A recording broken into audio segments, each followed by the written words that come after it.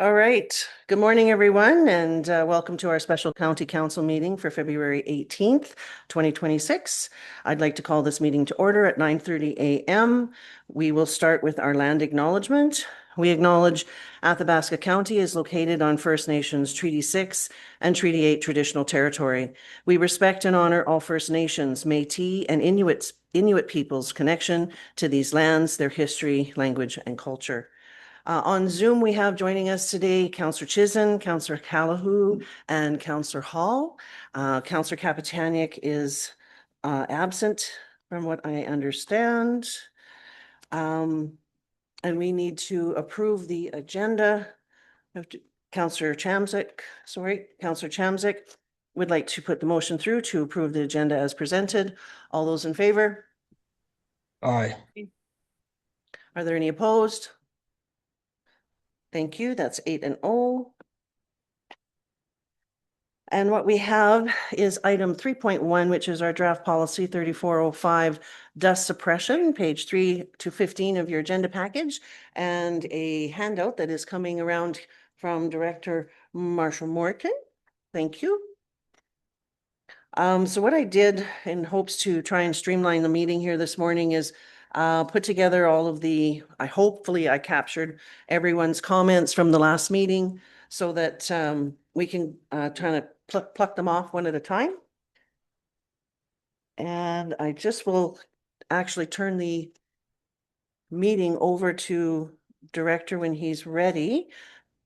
No worries, no worries. And maybe run through the handouts and whatever other information you'd like to provide to us, please. Good morning, Council and Ms. Chairman. This handouts that I provided, the one that has the blue on it is a list of, I guess, what I think I heard out of the last meeting of roads that Council was interested in seeing, I guess. Can the other council members see that? It's this handout? Oh, okay. Does everybody have the email? Yeah, the email came through. Okay, Yes, it did, thank you. Marshall. Thank you. Okay, so just and this is full cost, is what, it's not based off any cost share. It's what the full cost would be. And it does not include gravel. So we've said that gravel is, you know what, we have a gravel program. It's probably not fair to bill for the gravel as it's part of our annual program. So these numbers do not include gravel, but they do include the equipment and the materials. As you can see, it's the big ticket items are obviously the roads that were brought up in the last meeting, Plamondon, and that's why I suggested that they be dealt with on a standalone, as standalone projects. They're bigger. I'm not sure they should fall under the dust control policy, but that's up to council. Question. Marshall, can I have a break? Well, when you do that, a breakdown on that 44,000 that we spent on the Plamondon connector, what we did? No, that's an estimate to put dust suppression on it. On the whole, okay, that makes sense. That's what it is. Thank you. These are just estimates to apply the dust suppression if council chose to do so. Right. Okay, thank you. And just if I may, just so, because the public doesn't have this document, just so people know, the Plamondon connector, how many miles was that? I'm sorry. It's 8 kilometers is what. 8 kilometers. Yeah. At full cost with dust control minus the gravel would be $44,800. It's an estimate. Tower Road North of Highway 55 would be 6,792.80, and Tower Road south of Highway 55, south to Township 660 would be 27,182.40. Thank you very much for putting those together. So those are the lists of the roads that we felt we heard from the last meeting that council wanted to consider as additional. The list that is in the agenda item, which is an old list that used to be in the policy, we understand that there's some work to do to that. Some of those roads are oiled, so I'm assuming they use this list for more than just the dust control. And if we were going to establish it as a schedule in the new policy that council's considering, then we would remove anything that is asphalt or oil, and we would only have gravel roads in here that council wanted.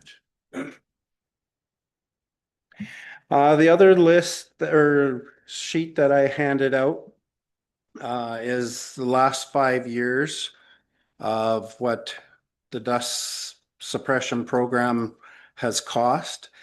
Now, you can kind of see where the price drop was.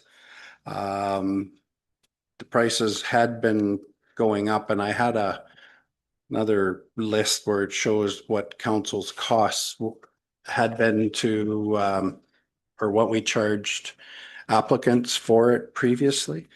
And I think it was 2024 or 23 where it was reduced to the $200. And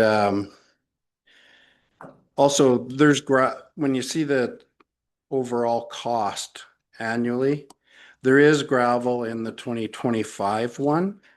So I was here for that. I know gravel was billed there. I'm not sure about the previous ones. So just wanted to, when you look at the 2026 budget, we budgeted 694. That's anticipating additional applicants. Also, it removed the gravel. So we're not planning on billing the gravel in 2026. So hopefully that explains why this year's budget is less than what our actuals were last year, is because we're not going to be billing gravel to it, but we are anticipating there will be an uptake in applications. Okay. Thank you very much.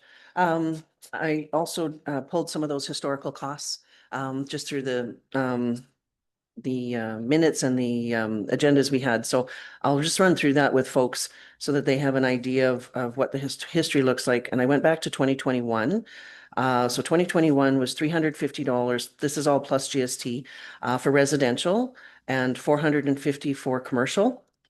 2022, we increased it by 10%. So it was $385 plus tax for residential, $495 plus tax for commercial. We also raised the late application fee to $250 in 2022. 2023, we went to one rate rather than one for residential, one for commercial, and that was at $400 plus GST. And I made a note here, the full cost we were told was $1,000 at that time. But I wrote down, from my searching, and I could be very wrong, 2024, I had $400 plus GST, and then 2025 was 200 plus the GST. So I could be wrong on the 2024 one. We can double check that, but that's kind of the quick history that I grabbed on that, just so everybody had an idea of the differences and the different years, and the fact that we did split it out at one time between residents and residential and commercial. I also took the time just to try and streamline the meeting a little bit, and went through the YouTube video of the meeting we had and tried to capture everyone's comments so that we could kind of pluck them off one at a time. If I missed something, I apologize. Please, by all means, let me know, or if there's new ideas. But I think just to try and make this meeting as efficient as possible, if we could just go back to what we started with, and then if there's further adjustments under the categories that we're talking about that people would like to see, please, let's have that conversation at that time. And I guess, Counselor Stasiak made a very good point about our policy being labeled as 50/50 cost sharing.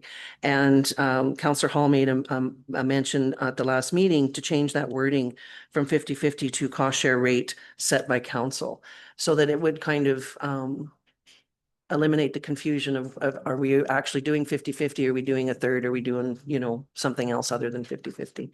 So maybe we should start there, and then see how people feel, and then we can keep going throughout the list that I made. So I'll open the floor to everyone, how they feel about the change in the wording from 50/50 to cost share rate set by council. Do we know what the rate is, what the actual is now? The cost? Yeah, it's between $1,100 and $1,200 now. With no gravel. Correct. So we can average that to 1150? Sure. Sure. Okay. Is that the actual cost of the product, or is that the cost add and applied? That's 11 applied. So So the- that's applied. So that would include the water truck that we have to use to pre-wet, and the grader time and the product and the staff time. Okay, as I understand it, or as I interpret, Councillor DeHollett's question was though, do we know what the actual cost of the product itself is? Because that is what regulates our 50/50 is it says cost of the product at a 50/50 cost. So if we don't know what that number is, how do we know what 50/50 is? Well, we know the cost per liter. We just don't know how many liters we're gonna have to put down on each segment. So That as well. I mean, sure. we're sitting, I think it's 17.5 cents per liter of product. So is there? But the number of liters that we put down varies depending on, whether it's a new dust control where there hadn't been previous applications, Right. or if, it's been there for a number of years, we can back off on the rate a little bit. My concern though, initially is that in our programs or agendas, it says 50/50 of the cost of the product. And if that should change by $10 or by $100, then somehow we may be obligated to return some money to these people because we're stating, and that's sort of where my concern is that maybe I think it's a better idea to switch it over to a cost share as set by council. That way we're not committed to 50/50. Thank you. Thank you. Do we have an average, like a ballpark figure of the product? How many liters, just a kind of a? Well, it would range likely between 1.5 liters per square meter to 2 liters per square Okay. meter. And we basically average 200 meters. Yeah, the Okay. widths vary a little bit, right? That's why we use square meters, Okay, because sometimes the road's 10 meters wide, sometimes it's 7 meters wide, got it. right? So, I mean, I don't know how deep you want to get into that, but Yeah. it depends on the road and Okay. how many applications have been there before. Okay, thank you so much. Yeah. So I have Counselor DeHollick, Deputy Reeve Mins, and then Counselor Callahoo on deck, please. Now, Marshall, the cost of sand and gravel seems like it's it's pretty high. Do we use gravel every time we do dust control? And I think the answer is no. Correct. Do we charge for gravel if we don't use it on a dust control? No. Is the gravel included in the cost? No. So in 2025, it was. Mhm. I'm saying in 2026, it will not be. So in 2025, when we applied gravel, it was charged. Not to the ratepayer, but to the program. The applicant still only got billed $200, Right.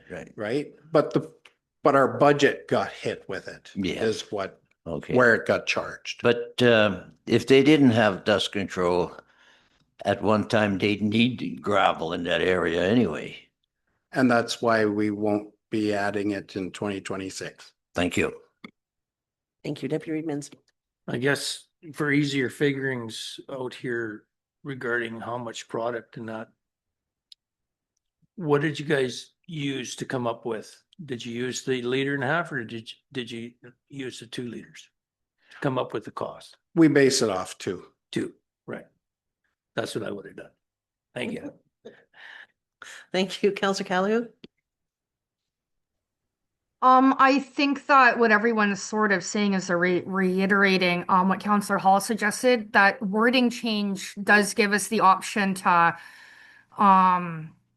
move up or down as needed without sticking to an actual 50-50 number. Sorry, my dog's whining. He doesn't understand what's going on right now. Anyways, if we do need a motion put forth to change that wording, I would be happy to make that. Thank you very much. Is that our first motion of the morning, folks? Are we ready to go forward with that one? So the wording would be changing from the wording from 50-50 to cost share rate set by council. And I'll just double check with Councillor Hall to make sure that that's what he had intended.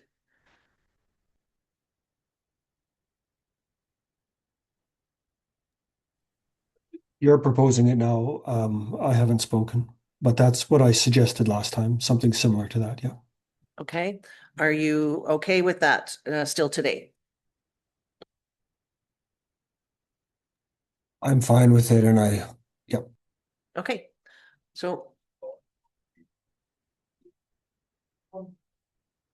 Any consideration for revisiting it annually or in our statement? trying to figure out, I think that was somewhere discussed, but we can definitely discuss that at this point. Let's see here.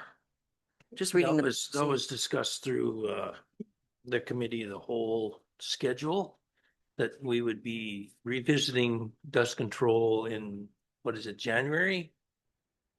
for the level of service. The level of service policy, that the different increments of the different levels of service that's included, correct? So that covers us off, that it will be discussed annually. Thank you very much for that clarity and reminder. I'm just gonna make sure my microphone's on. Okay, so I think if we can go ahead with our first motion on this one so that we can keep going forward, is that Councillor Callahan would like to move that council direct administration to change the wording in the policy from 50-50 to cost share rate set by council. That is, everybody's good with that? We're You'll ready have for- to delete the words 50-50 in the subsequent bullet point as well. Everybody's got all that, so anything you see is changing from 50-50 would be applied for the new wording. Okay, if we're ready for the vote, all those in favor?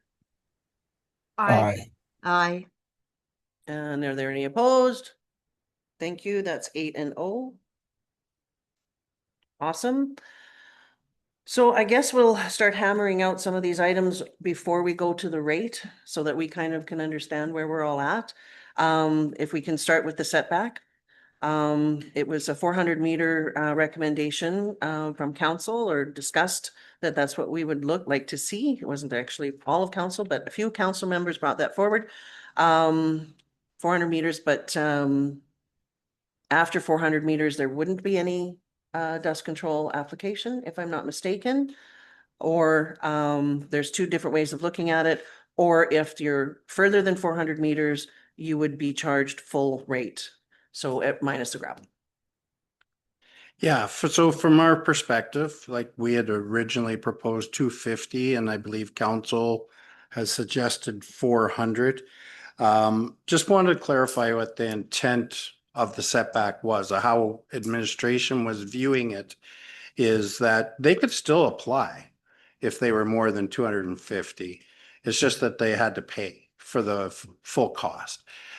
So if you want to change it to 400, there was a suggestion that people would not be eligible at all after 400. We would just need clarity on that so that we can write it into the policy. Okay, awesome. Thank you. Deputy Reedmans. Yeah, I'm rethinking the idea of putting any distance, I guess, I guess we provide a service. And we don't, we provide a service for driveway snow plowing. And there's not too many. It doesn't matter on the distance or anything like that. We charge somebody $200.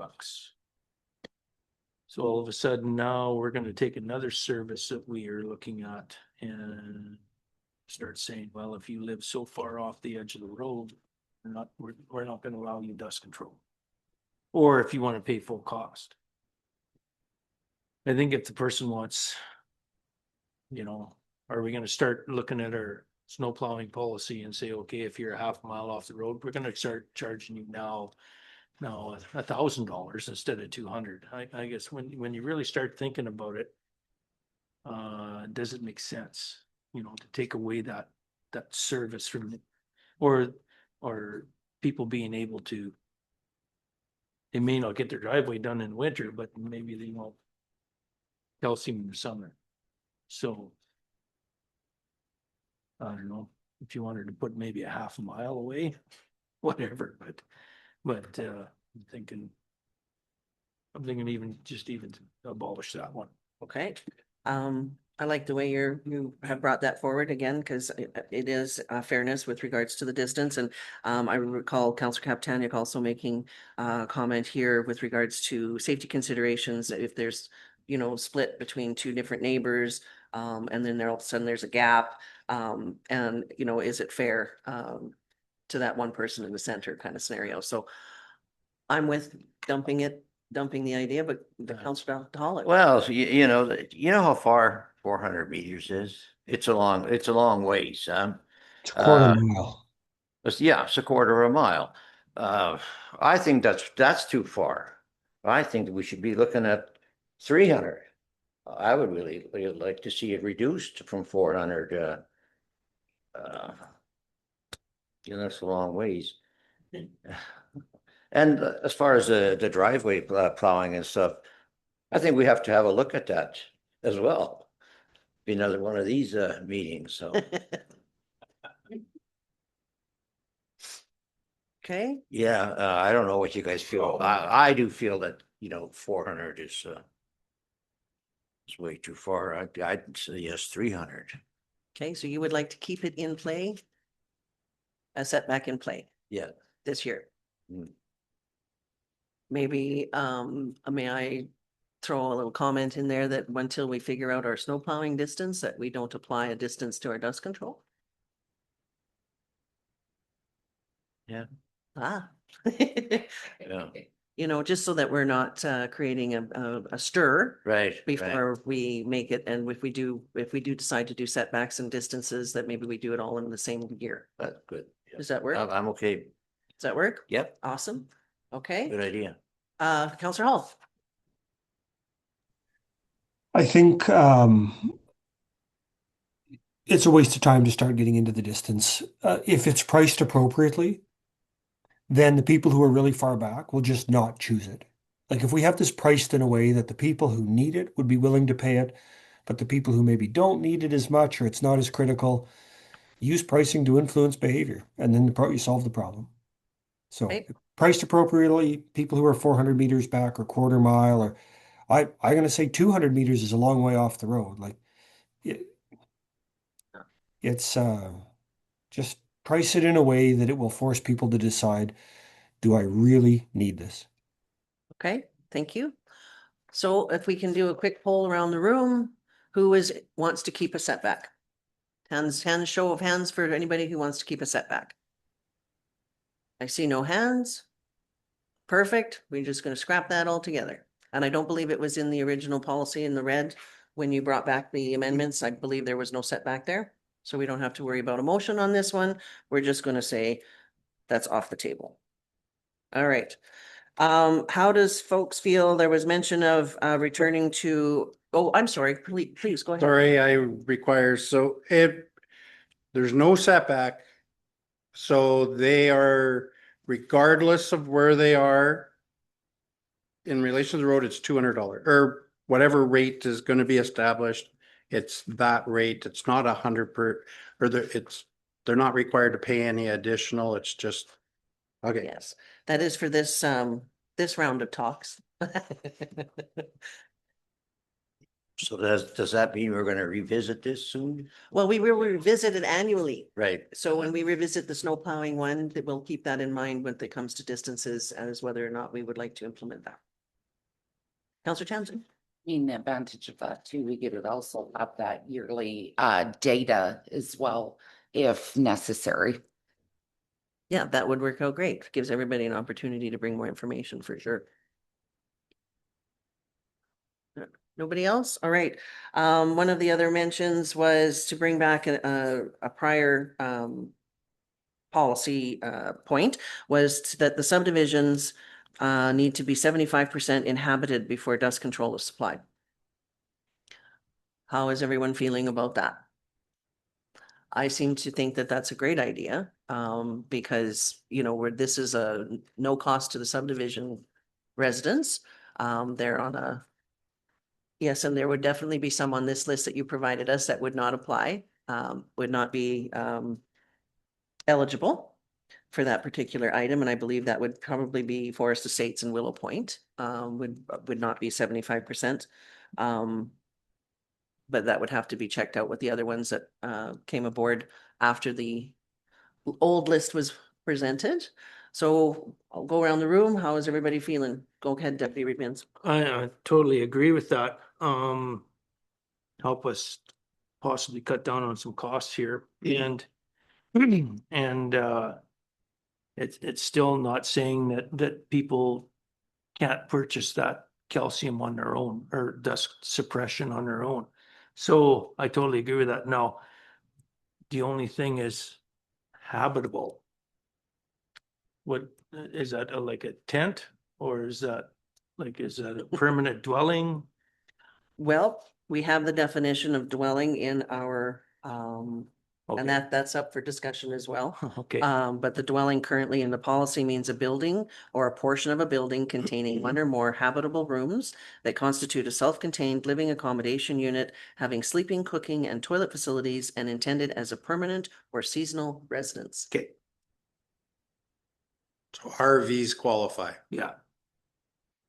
I like the idea of it's got to be at least 75%, because all of a sudden we're spraying dust control where we have 2 or 3 people living in this multi-lot subdivision.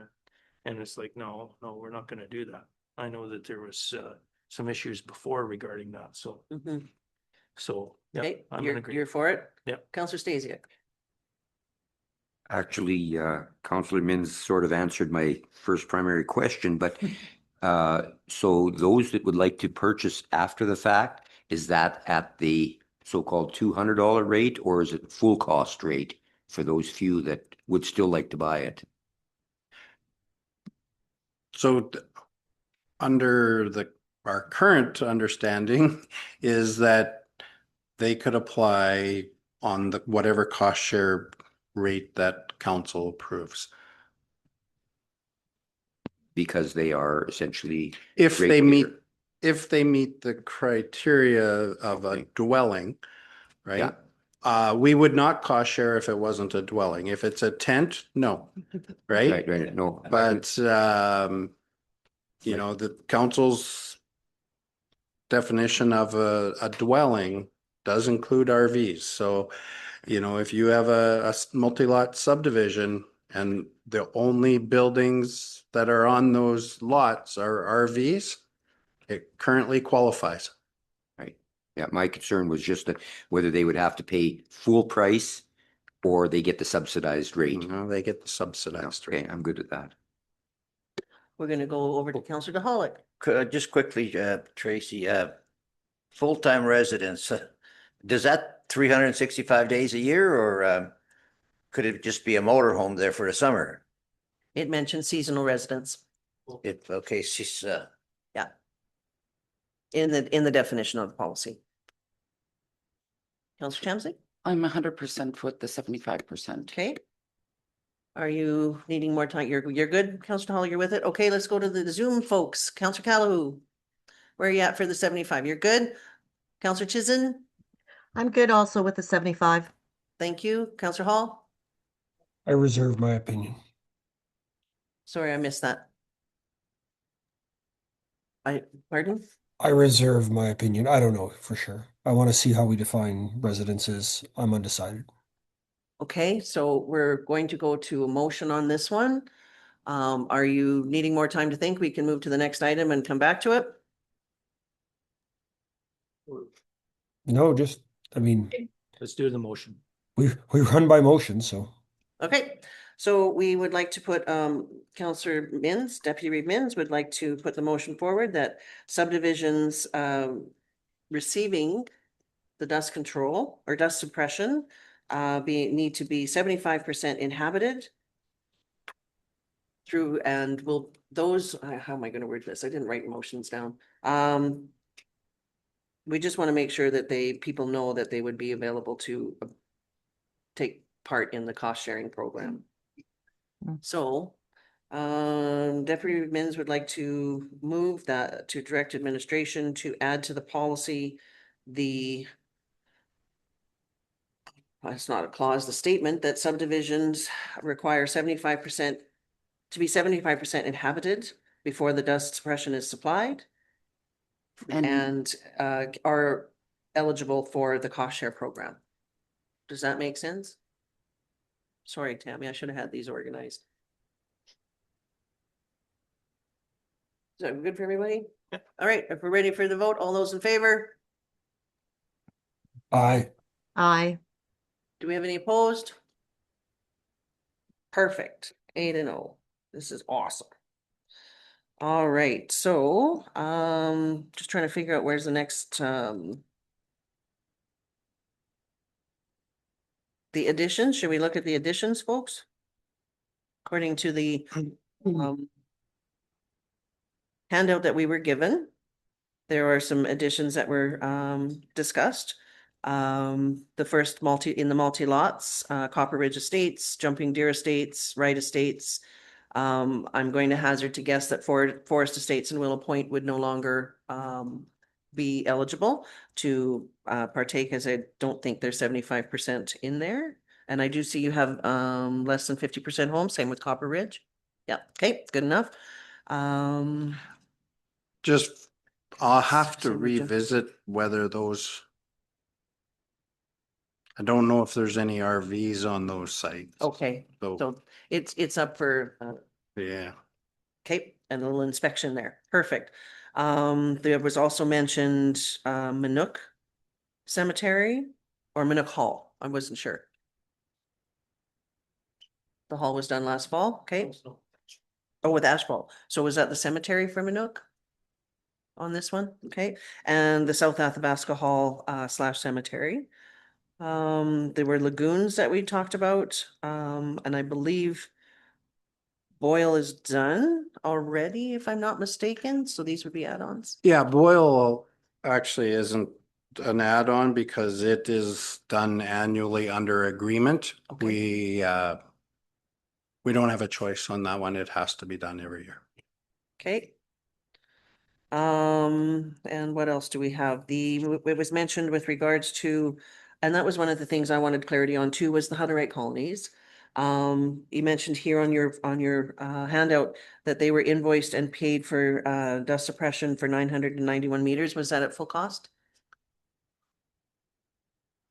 I have what I noticed in the table that we were given in Schedule A, if we go to the Hutterite, let me see here if I can find it quickly.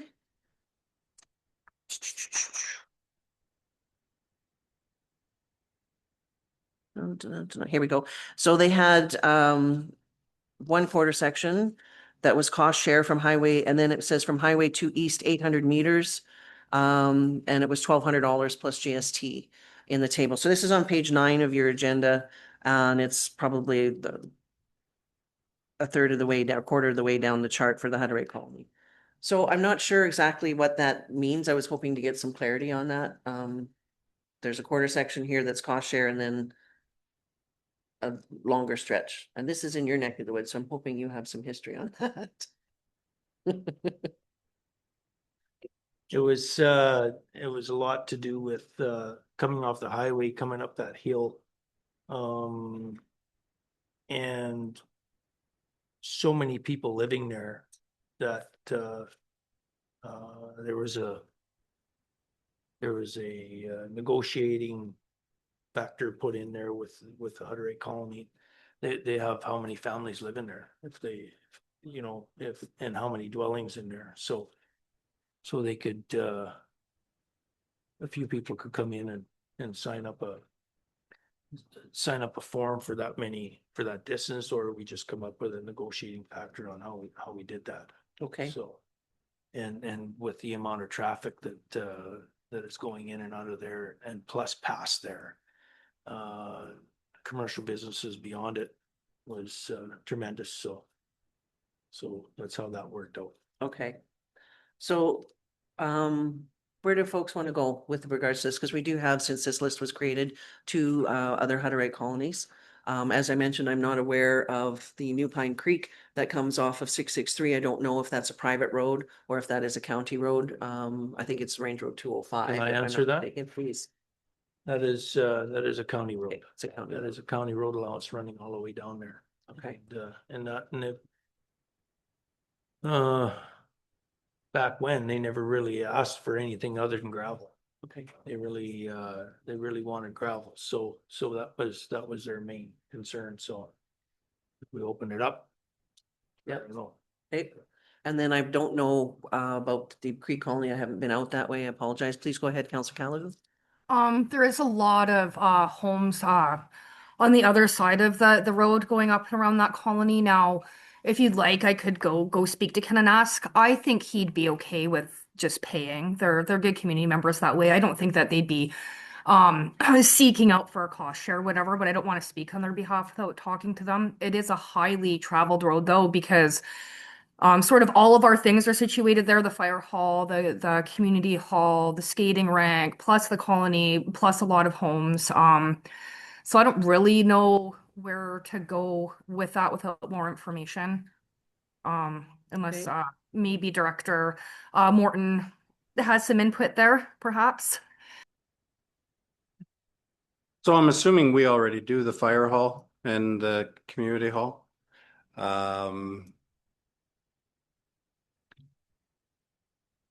So I guess I'm a little confused over what we're proposing for the colonies. So are we talking about the access road to the colony as well as not just in front? Well, and that's what I'm kind of gathering from Highway, the West Colony, that it's kind of along the side of their, the access to their, like not into there, but the road that goes by. Yeah. Yeah. So it'd be the road that goes by. So New Pine Creek, the access would be 205, and like you mentioned, all they asked for was gravel. It's quite a distance in to their, They're at the end of a no exit though, Yes, right? Like, correct. I mean, it's just their traffic. correct. Well, actually, no, they do have a store there. So it's, Which is their yeah, traffic. So I guess the biggest thing there is they got the school there, they got the bunch of dwellings and all that stuff. It is their traffic. They do have the store. I wouldn't wanna, you know, here we are, we're all of a sudden talking about doing the whole road all the way in Yeah. there. It's a mile all Yeah. the way in there. There's really no reason to do that whole mile. Cause no one lives along the edge. correct. If they wanted to, again, if they wanted to, you know, purchase, same as the Deep Creek colony, my thoughts on that is if they want to purchase like 600 meters along there, being that they have so many people living there. They could probably purchase that, right? Okay, You know, I know how we would have dealt with it before this discussion is you're eligible for one 200-meter section okay, on a cost share basis. Okay. If you want the rest, then or additionally, you would pay for Okay. that, right? awesome. Okay, So, I mean, whatever council decides, but that's how we would have dealt with those okay, previously. perfect. Councillor Callahan and Councillor DeHollick? I guess last meeting, whatever, my question was more of a seeking to understand, I guess, and I maybe spoke a little too much without thought. I guess I just want to make sure that it's equal for all. Or not even that. Equal is not always fair, right? That's where equity comes in. So just as long as, one colony is not getting where others aren't, whatever, just to make sure that it's, yeah, fair, and equal. That's all. Okay, thank you, Councillor Dahlik. So, if they're not asking for it, what are we talking about it? Well, just to be able to provide, as Councillor Calhoun mentioned. Yeah, yeah, I understand, Okay, thank you, Councillor Hall. I think we also have to remember that, the circumstances are different. We have hamlets and we have village, multi-lot subdivisions. And, these are three communities inside a municipality that the circumstances are different than the typical multi-lot hamlet or subdivision. But I think they warrant special consideration because they are a bit, they're unique. And in some cases, certainly they may have populations that are greater than or equivalent to our hamlets. And yet, because they're all on one single title, we're giving them sort of one shot, even though, you may have 30 different families living there and 80 people. So they're ratepayers, and I just feel like we're not treating them in an equitable way to what we would treat a multi-lot subdivision with 35 houses.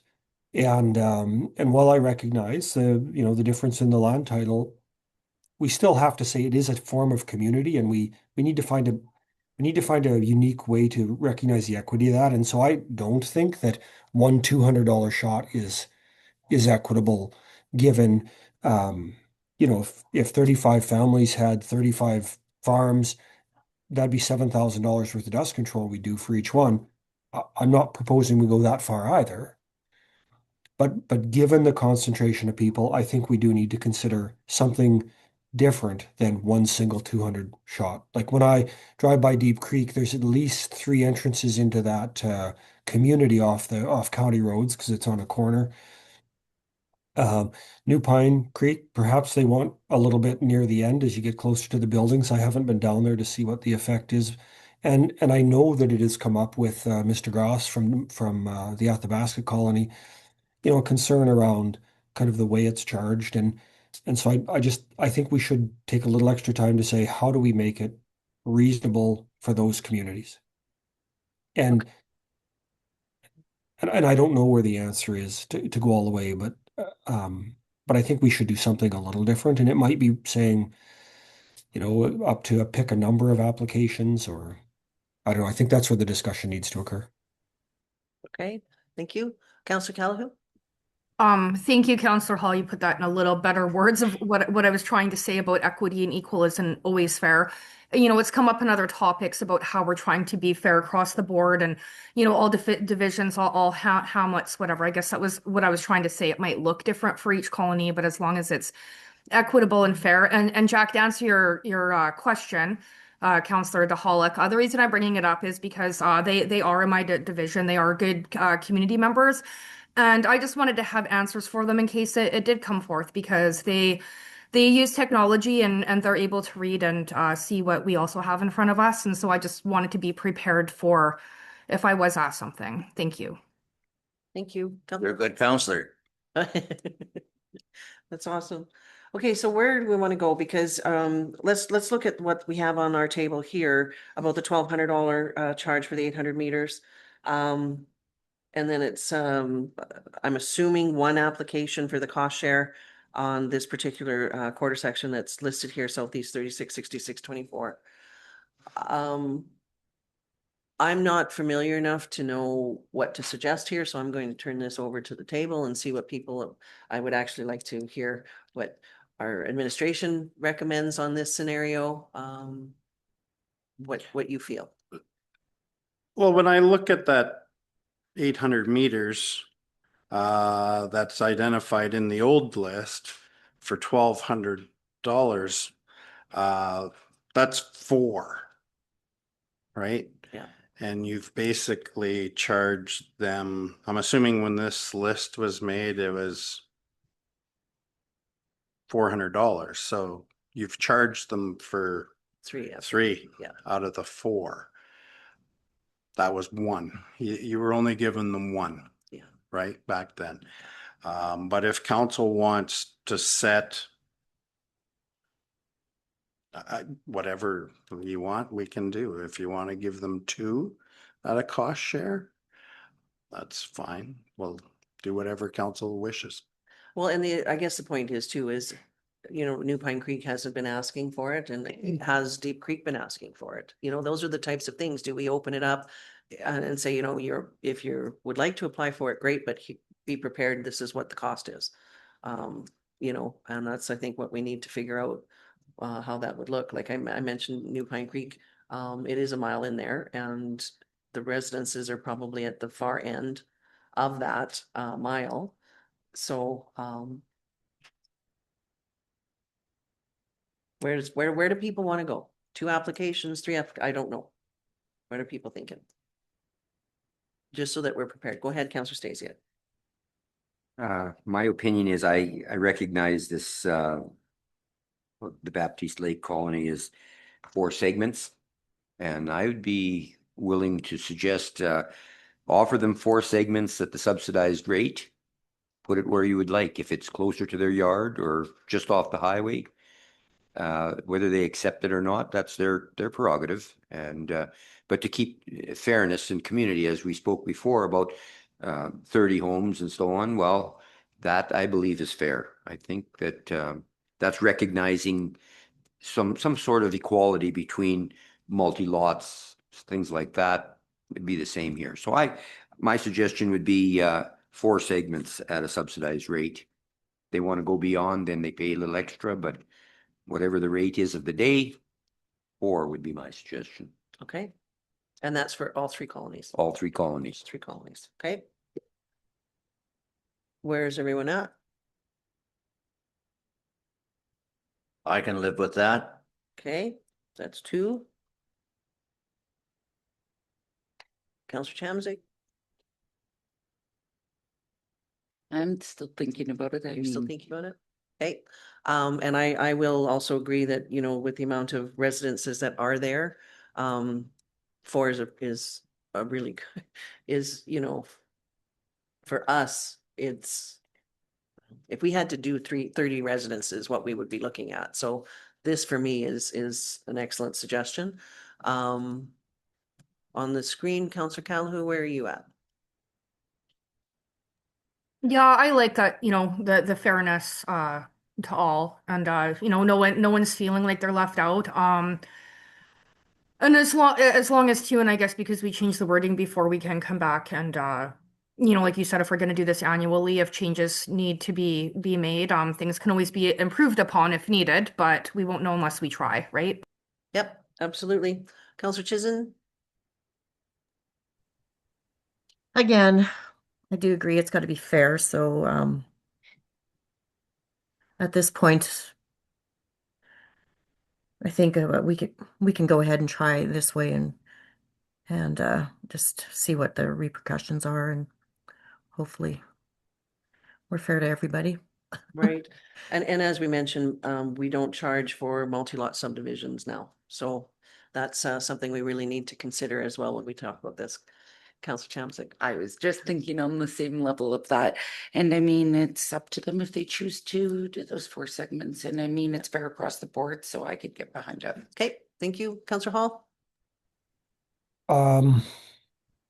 When thinking about the multi-lot subdivision piece, I would say that I would even be open to giving one. It's like reflecting on the multi-lot subdivision comparison and the hamlet comparison. I'd do 1 for nothing plus 4 at the subsidized rate. But Okay. Council's on a path to make something better than it was, and I just hope we keep making incremental improvements. And so I could give away 1 at 0 plus 4 at the subsidized rate. Okay. I like that too. So now we're going to do another round. Deputy Mins. I like that idea. Or we can look at distance. like right now, we got, the West, Colony has got like 1,000 meters of, dust control.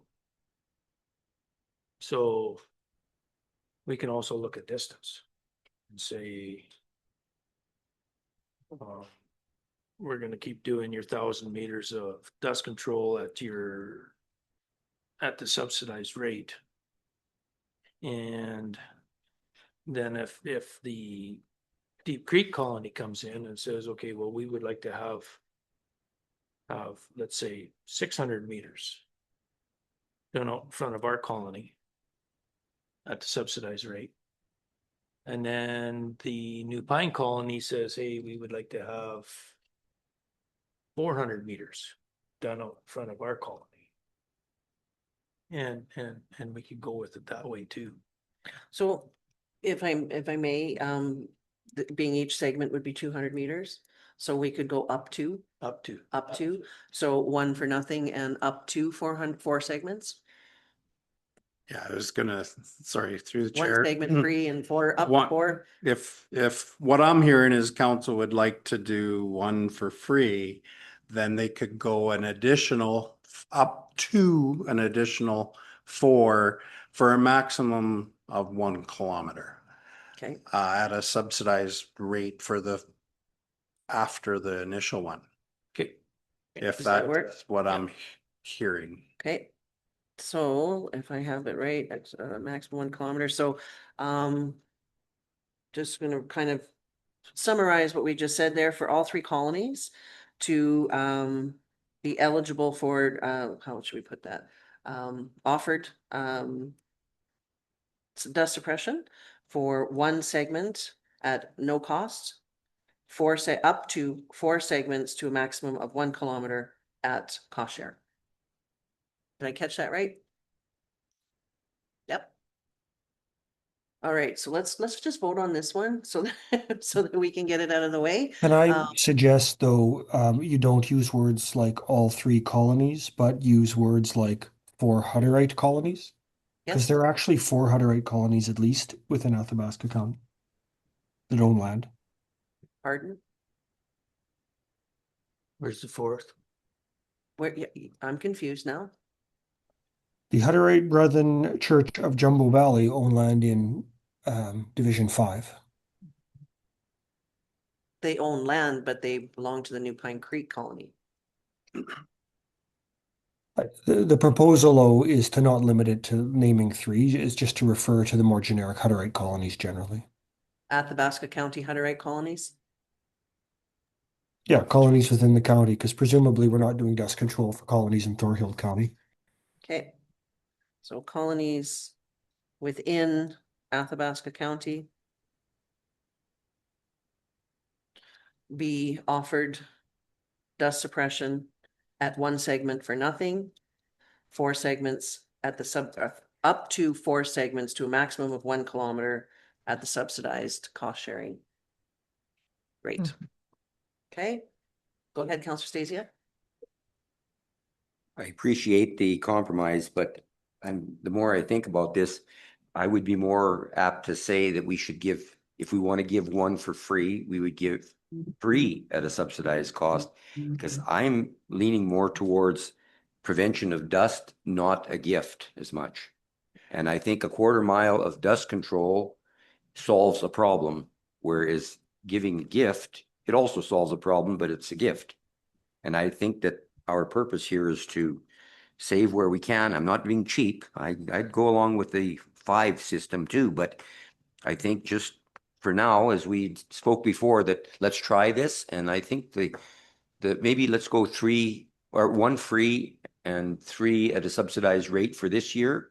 If it seems like that wasn't quite enough to cover the dust, next year we can go to 4.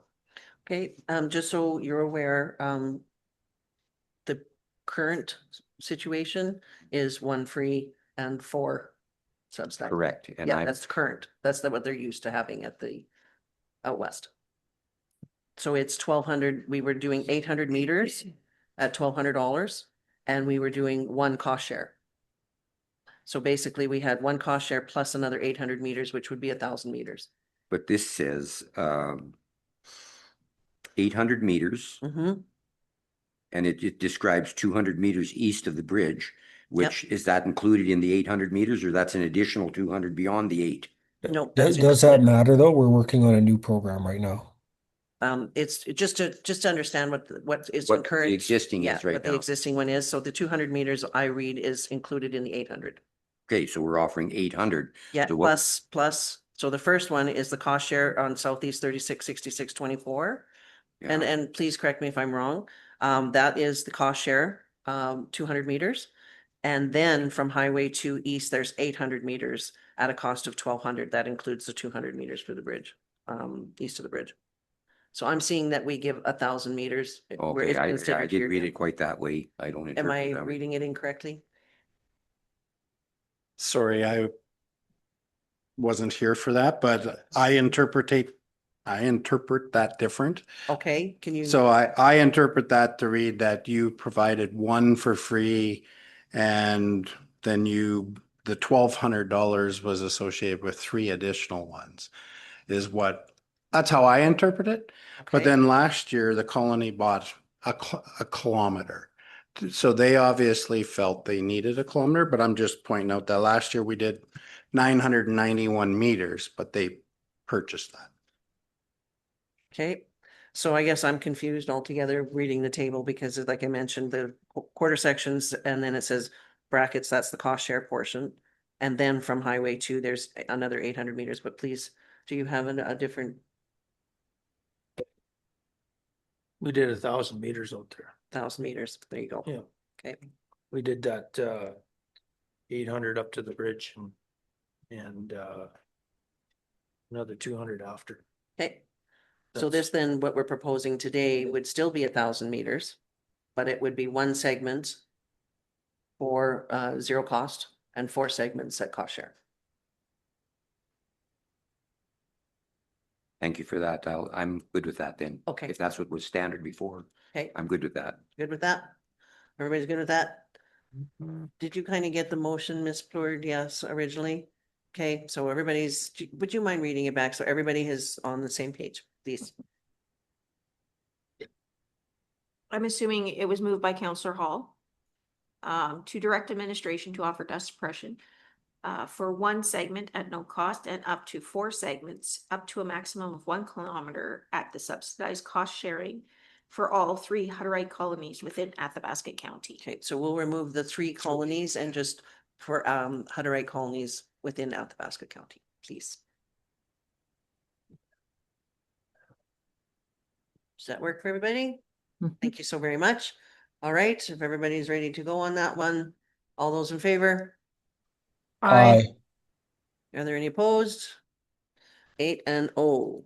Okay, so we're still on the addition of different items that were listed on the handout that we were given here. And I appreciate the information that was provided on the inhabited multi-lot subdivisions here. And that there possibly could be a double check in Copper Ridge Estates, just to confirm the accuracy there. And that Wright Estates is 100% occupied, so that's awesome. So again, looking at this, it's a possibility Copper Ridge Estates may be eligible. And of course, if not, they are still eligible to purchase at the cost sharing rate, each resident. And then the Wright residents would be added, or the Wright multi-lot subdivision would be added here because it's 100% occupied. So that's one. We mentioned the main roads, those would be standalone, so we're not even going to discuss those here because that's a whole new line there on its own. The cemeteries and halls, we mentioned Manook. I'm assuming that's the Manook Cemetery, being the hall has got asphalt in front of it. And the South Athabasca Hall Cemetery is listed here. I'm good with so far where we're at. The lagoons, I need a bit more understanding. Because it mentions Wandering River that the county does 500 meters to the east already. Yeah. Okay, so is there any need for any additional dust suppression in that area?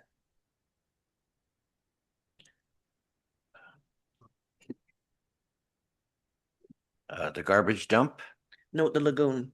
No, but can we add the dump? We Oh, do the it landfill? already. Yeah. I think we do the landfill already. Do we do landfill? We, the one that's southeast of Wandering River, Yes. we do Right here. all the residents in both directions from it. Yeah, okay, that's good. Thank you. So if we want to set a route in there, or if you want to continue doing both, Okay, just let me know. Deputy Reed Mins. I don't quite know where the lagoons came in at. Like who talked about the lagoons? We talked about it because it was listed on our list. There was only Boyle was in here somewhere. Yeah, well, Boyle is done under an agreement for when the lagoon was removed out Areas. by Skeleton Lake. And the county got into an agreement with Boyle to be able to haul all the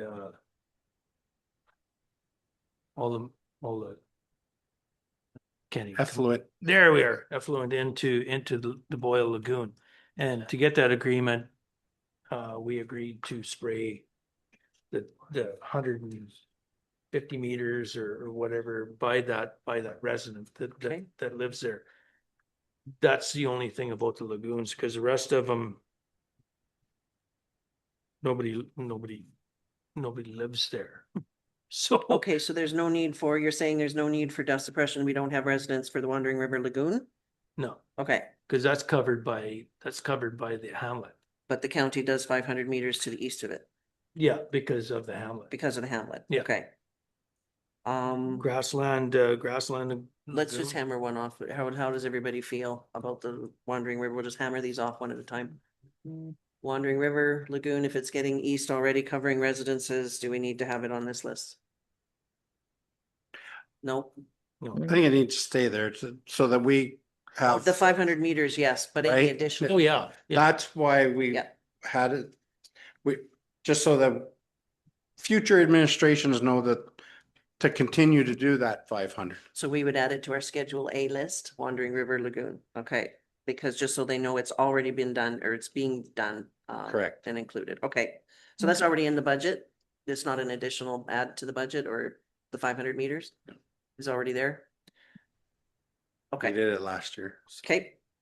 and probably previous years. So did we do from the lagoon entrance 500 meters to the No, it's adjacent to the hamlet. right? Okay. Okay. Okay, everybody's good with where Wandering River sits as is. Yeah. Okay, so there's really not an addition, it's just to confirm that we're going to continue doing it. That's how I understand this. to be. Right. Okay, Grassland, Lagoon. I don't see why it wouldn't be done. It's a dust tunnel. Most times in Grassland, as soon as the wind picks up anyways. Okay, so you're for it and it's not, and nothing has been done in that. Into the lagoon? Well, maybe not so much into the lagoon, but I mean that extra dust coming in. Have you ever been in Grassland when the winds pick up and everything else? Maybe some dust suppression would help with some of that as well. It's like a wind tunnel straight through. Is the traffic count on that road sufficient to warrant that expense? I'm not sure. I'd have Director Morton. Sorry, I don't know offhand what the traffic count is on that road. So do we have sewer trucks that are going in there from subdivisions?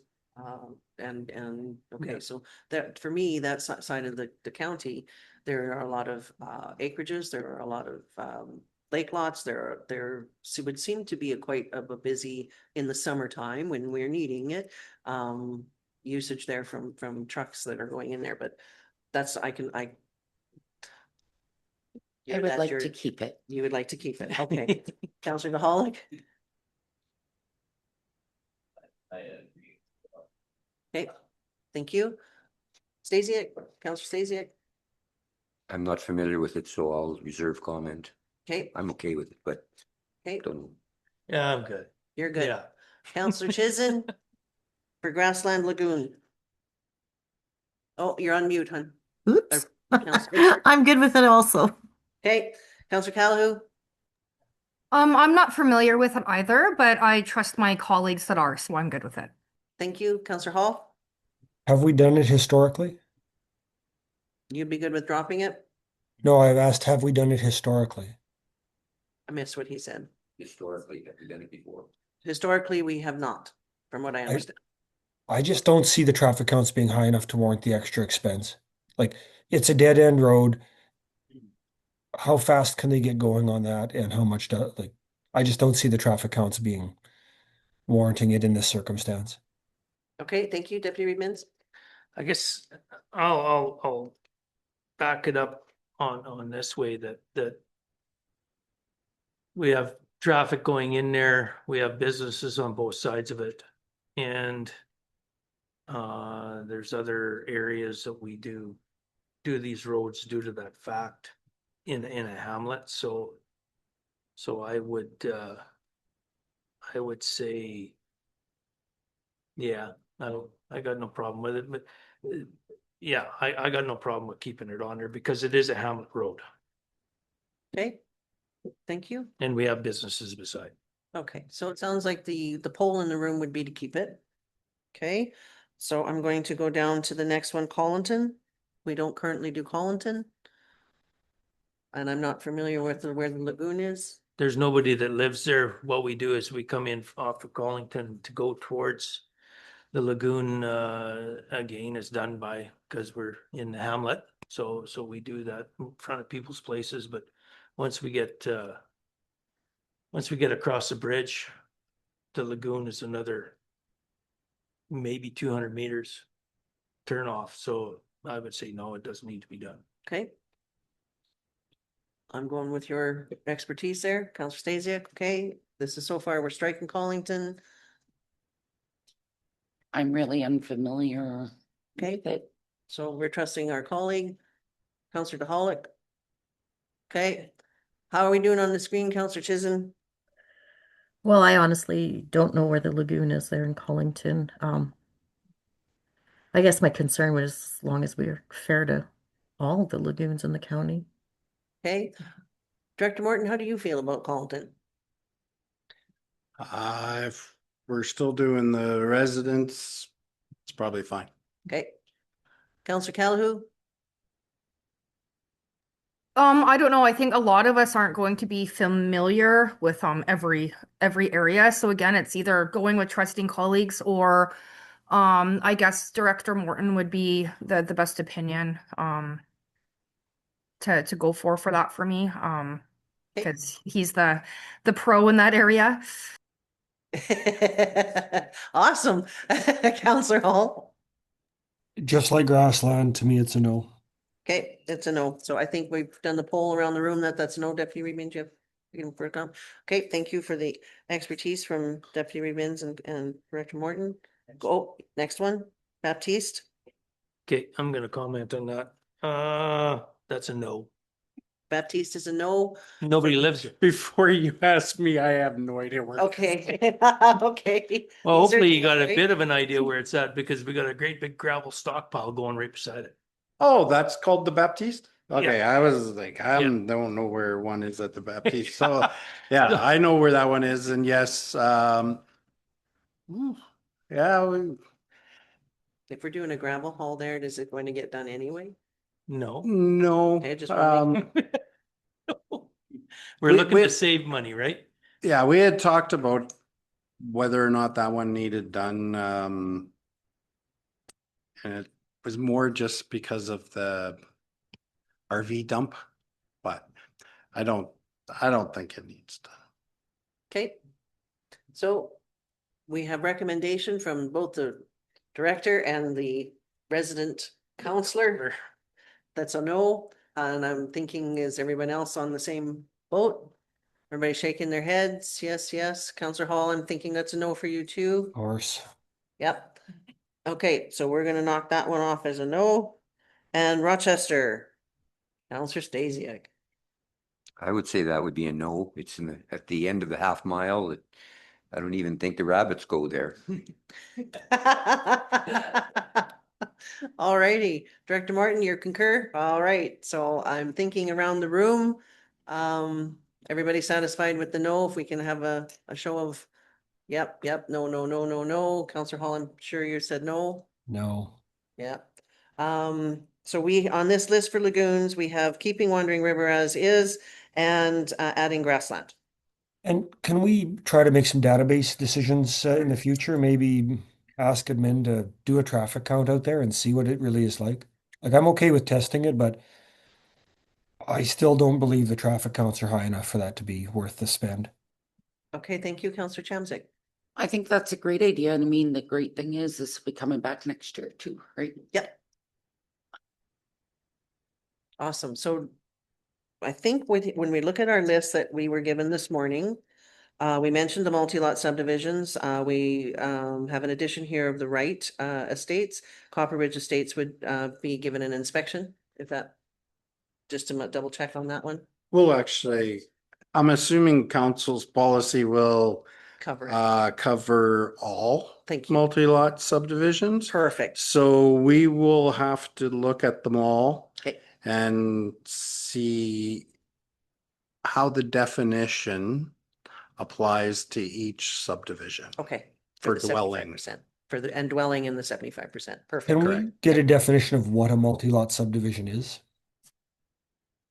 How many houses does it take? Well, again, when we look at the 2025 map book, and I believe this can be sold to the public as well. It lists in here townships, hamlets, multi-lots and lakes. And so the multi-lot tab is there. And that again, and correct me if I'm wrong, but I think I saw it on the fee schedule that the public can purchase this. So that would be what I'm assuming we go by for definition. Does that make sense or no? I don't know. I would turn that over to administration to confirm. Because we also have the we also have the lake subdivisions as well that are listed here. So they're in two different ones, multi-lot and then lake subdivisions. They're two different. So I guess through the chair, I mean, I had the same question, right? Or this started out me asking what is a multi-lot? And if that's what we want to go by is that map book, that if council is comfortable with those ones being the multi-lots, then that's fine with us. Thank you. The and just so people are aware, on our page 8 of our agenda package, number 2, it says multi-lot country residential and lakeshore residential subdivisions. So it would cover both those tabs off in the, as far as I understand it to be, of the 2025 map book. Is that I fair? still think we should have some, I mean, for me, I'd like to understand how do we get it to be a multi-lot subdivision? Because I can think of other places that are, busy roads that really have half a dozen or more parcels that are developed adjacent to a road that look like a multi-lot subdivision, but they don't have a sign out front with a name. Do we need to get a sign with a name so we can call it a multi-lot? How do we Yes, define it? Is it 4 houses in a block? Is it 6? Is it? how is a multi-lot subdivision looked at through planning and development? That's how many lots off of per quarter. I think it's 6. I think if there's 6 or over lots taken out of a quarter, all of a sudden it's decided that that's a multi-lot subdivision.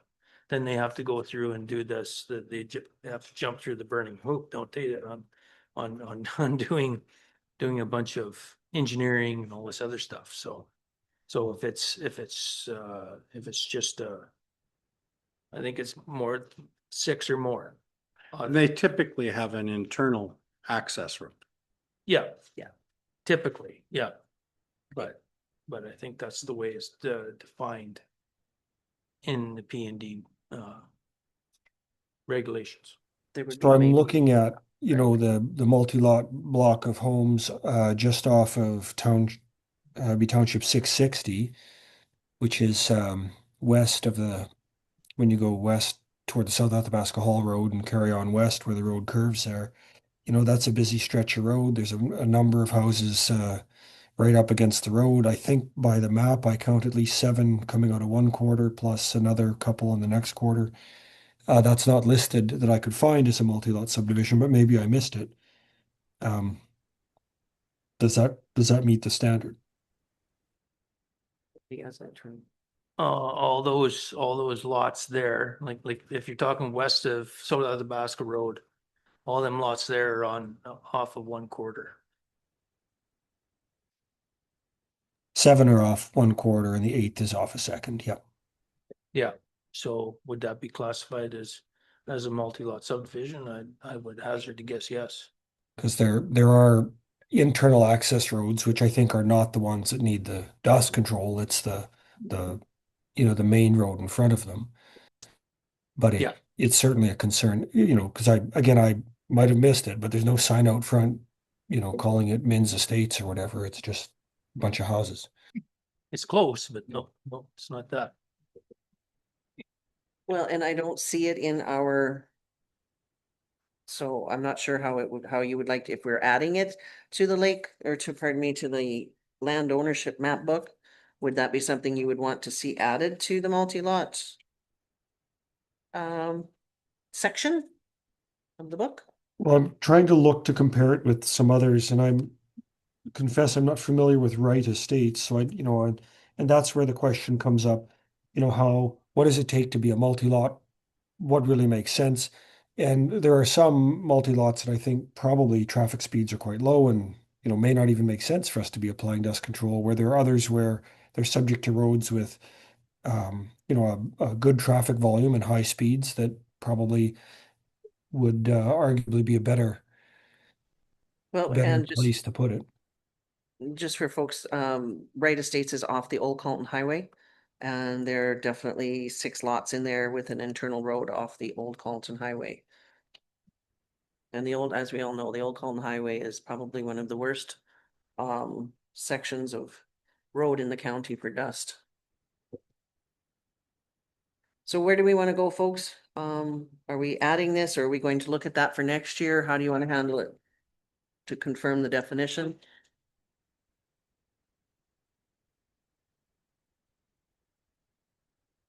I think I'd like to see it added.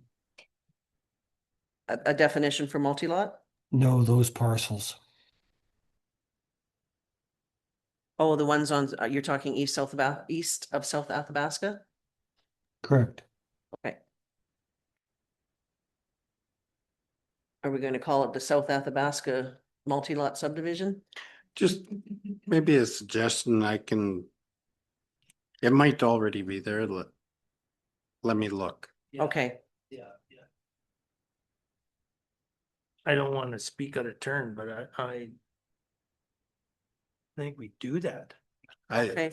I think we do. I that, do, so. but So I'm just gonna make a note on Schedule A here. And we I will know we add, had done it one year, but I think it was a number of residents had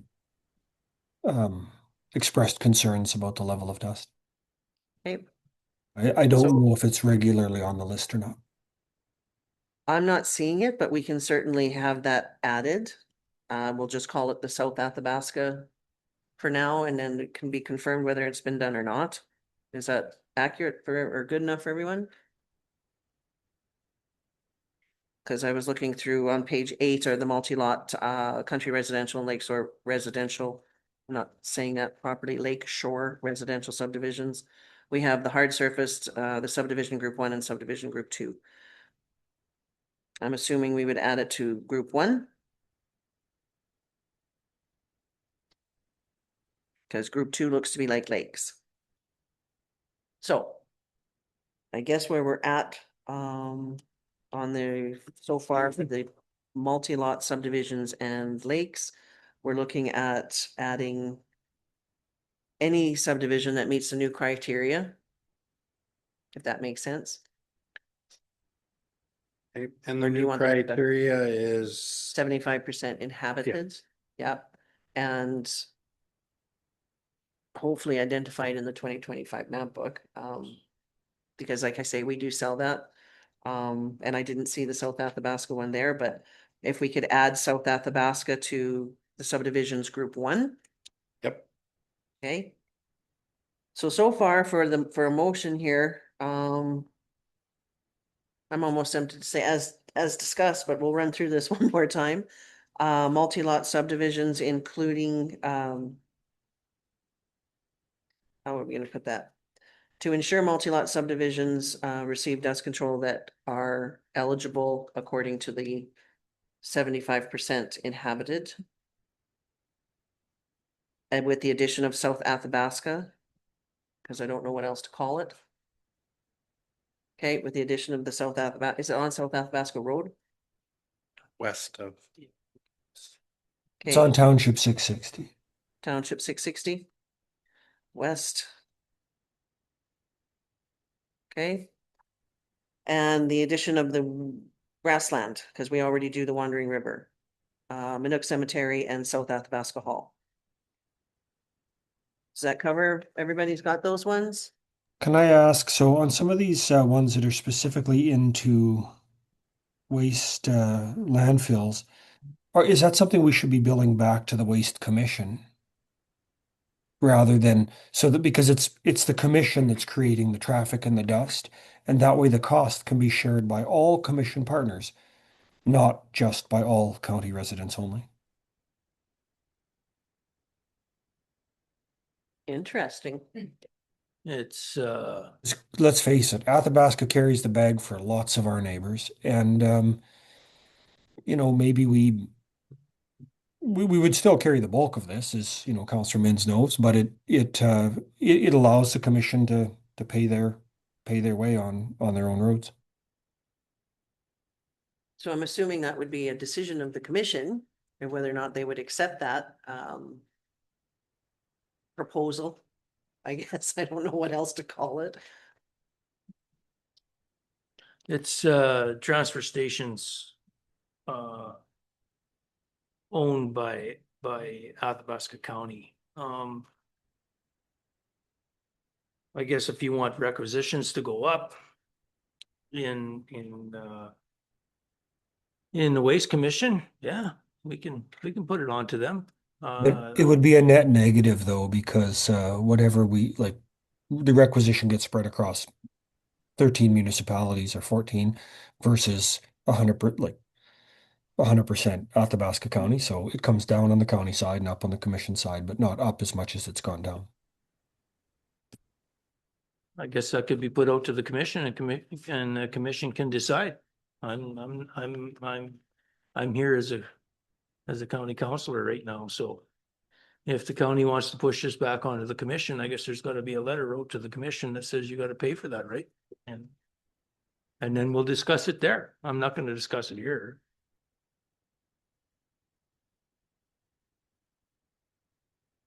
Do we need a motion to direct administration to send that to the commission, or are we going to discuss that? How do you guys want to handle it?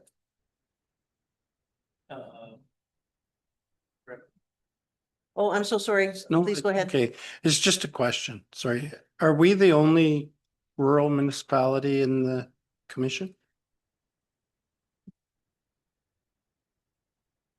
Rural, no, there's, I just like if the other rural communities do the same. yeah, I no, don't know. because It's just a question, sorry.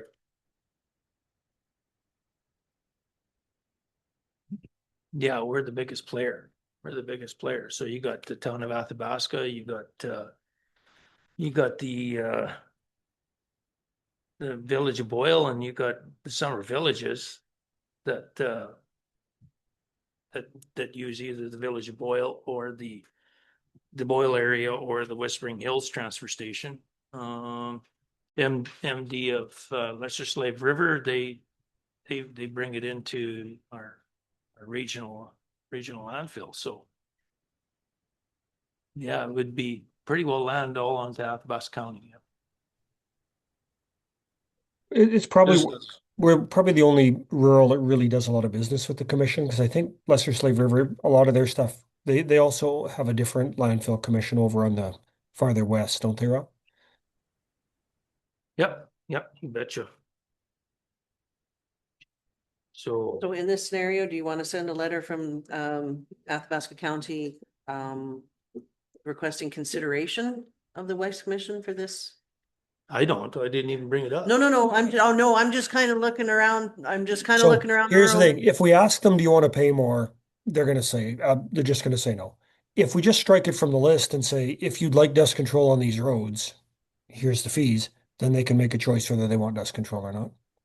So I think the process should be just to strike those from the list, and if the commission wants dust control, then they can apply to have it. And it can Councillor be shared Chan- among all the municipalities, not just among our own ratepayers. Okay, thank you, Councillor Chamzik, and then, and. I seem to remember this conversation from councillors far before us of a service that was provided by Athabasca County for the ratepayers. As a service that is provided by Athabasca County for the ratepayers. Okay. So let's just deal with this right now and do a poll. Is this something that council would like to pursue? I'm gonna start. Deputy Min said no. No, he said no. Councillor Stasiak? Can you come back to me? I want to hear other opinions. 'Cause I'm relying on the opinion that, because I'm still thinking about this, but Okay. I would lean more towards no. You're for leaning- now. For now, you're leaning that way. I know I'm leaning to no as well, because again, this is an Athabasca County, I think, driven from, I don't think we have a whole lot of sewer dumping from the town. We're talking about garbage dumps, waste land transfer stations. We're talking lagoons at this point. No, transfer station. Where did, no, but this is where I was at on the thing. We don't have transfer stations on this list here that we were given. No, but today. this is another initiative that Councillor Hall brought up, is to take away from doing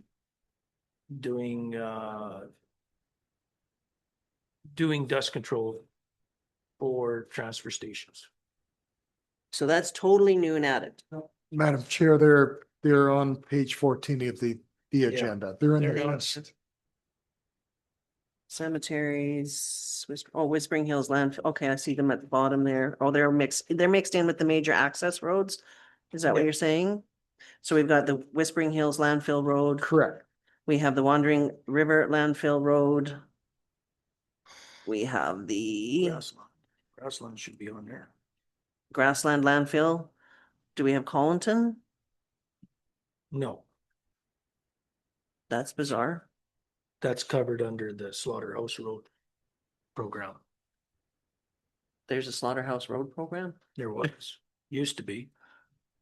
Is it still existing? Yeah, it's Slaughterhouse. Yeah, that still exists? Yeah, it was all done last year. Okay, all right. Okay, so this, yeah, all right, well, I'm gonna And step. it should be, and it should not be landfill, it should be transfer station. Transfer station, so to make some wording changes here. Transfer station, so. Before we go to the transfer station thing, let's put this list to bed first. What we talked about, and then we'll come back to that so that we can, instead of mixing them together.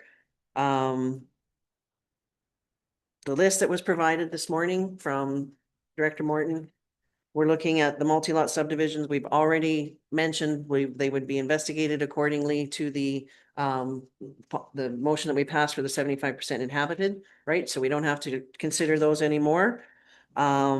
The Plumonden connector to the Tower Road, we won't be looking at today. That's a total standalone thing. So what we're looking at off this list is the addition here is Manook Cemetery, South Athabasca Hall Cemetery. Wandering Rivers is staying the same, so that's not to be in part of this motion. Grassland is a yes to add. So far, Manook Cemetery, South Athabasca Hall Cemetery, Grassland, and I believe the new identified South Athabasca multi-lot name subdivision, correct? And The any, 660 east or 660 west? any other ones that were in the map book? The colonies within Athabasca County. We passed the colony one already. I think, I thought you were done with the list. I thought you'd approve that. We didn't do a motion on we did the motion on the colonies, but now we're just doing the, any other additions, but the colony was separate. Yeah. So just to keep it clean for the, other additions. On this motion, the addition to Schedule A would be Minnook Cemetery, South Athabasca Hall Cemetery, Grassland Lagoon, and the South Athabasca Township 660 West multi-lot subdivision. Did I capture it all, folks? Everybody's good? Counselor DeHollick. Yeah, when we come to the end of that Brainerd Road, Brainerd really, the residents live south of that road, so it's just kind of an L.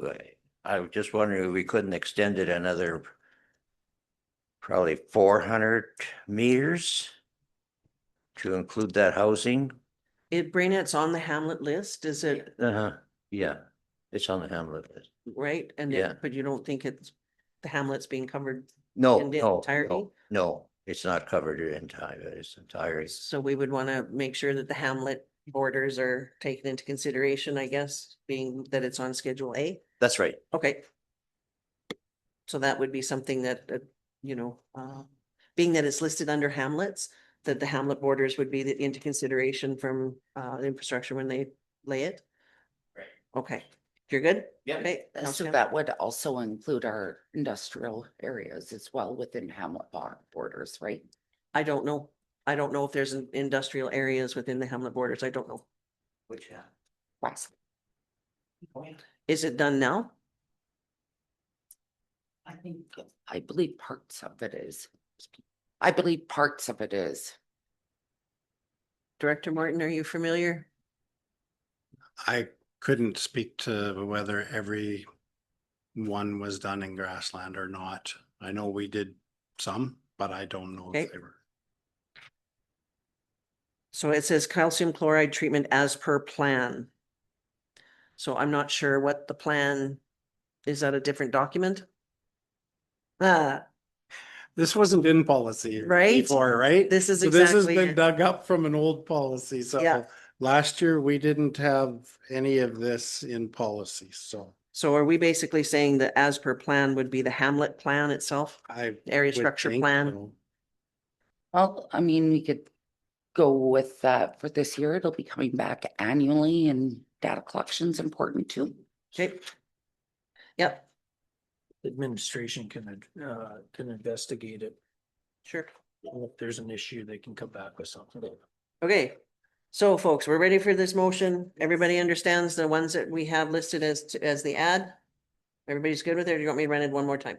No. I'm good there, but like, are we gonna make a motion for this list? Not this list, just the ones identified. Oh, okay, okay. If that works? You Yeah. want me to run through the ones identified? Yeah. Okay. No. No, you're good? No, okay. You got it? One more time. All right, we're gonna run through it one more time. So the items that we would like to add are Minnook Cemetery, South Athabasca Hall Cemetery, Grassland Lagoon, and multi-lot subdivision, South Athabasca Township Road 660 West. Okay, everybody's happy? If we're ready for the vote, all those in favor? Aye. Aye. Aye. And any opposed? Did you vote? Yeah, I did, yeah. Perfect. All right, 8-0. Thank you, folks. Woohoo. All right, But. Okay. go ahead. Hang on, we are- gotta are keep going. we gonna look at these add-ons? Like, One oh, person, okay, we're gonna come to, I'm confused. Well, these add-ons, like are we charging full cost for these add-ons or?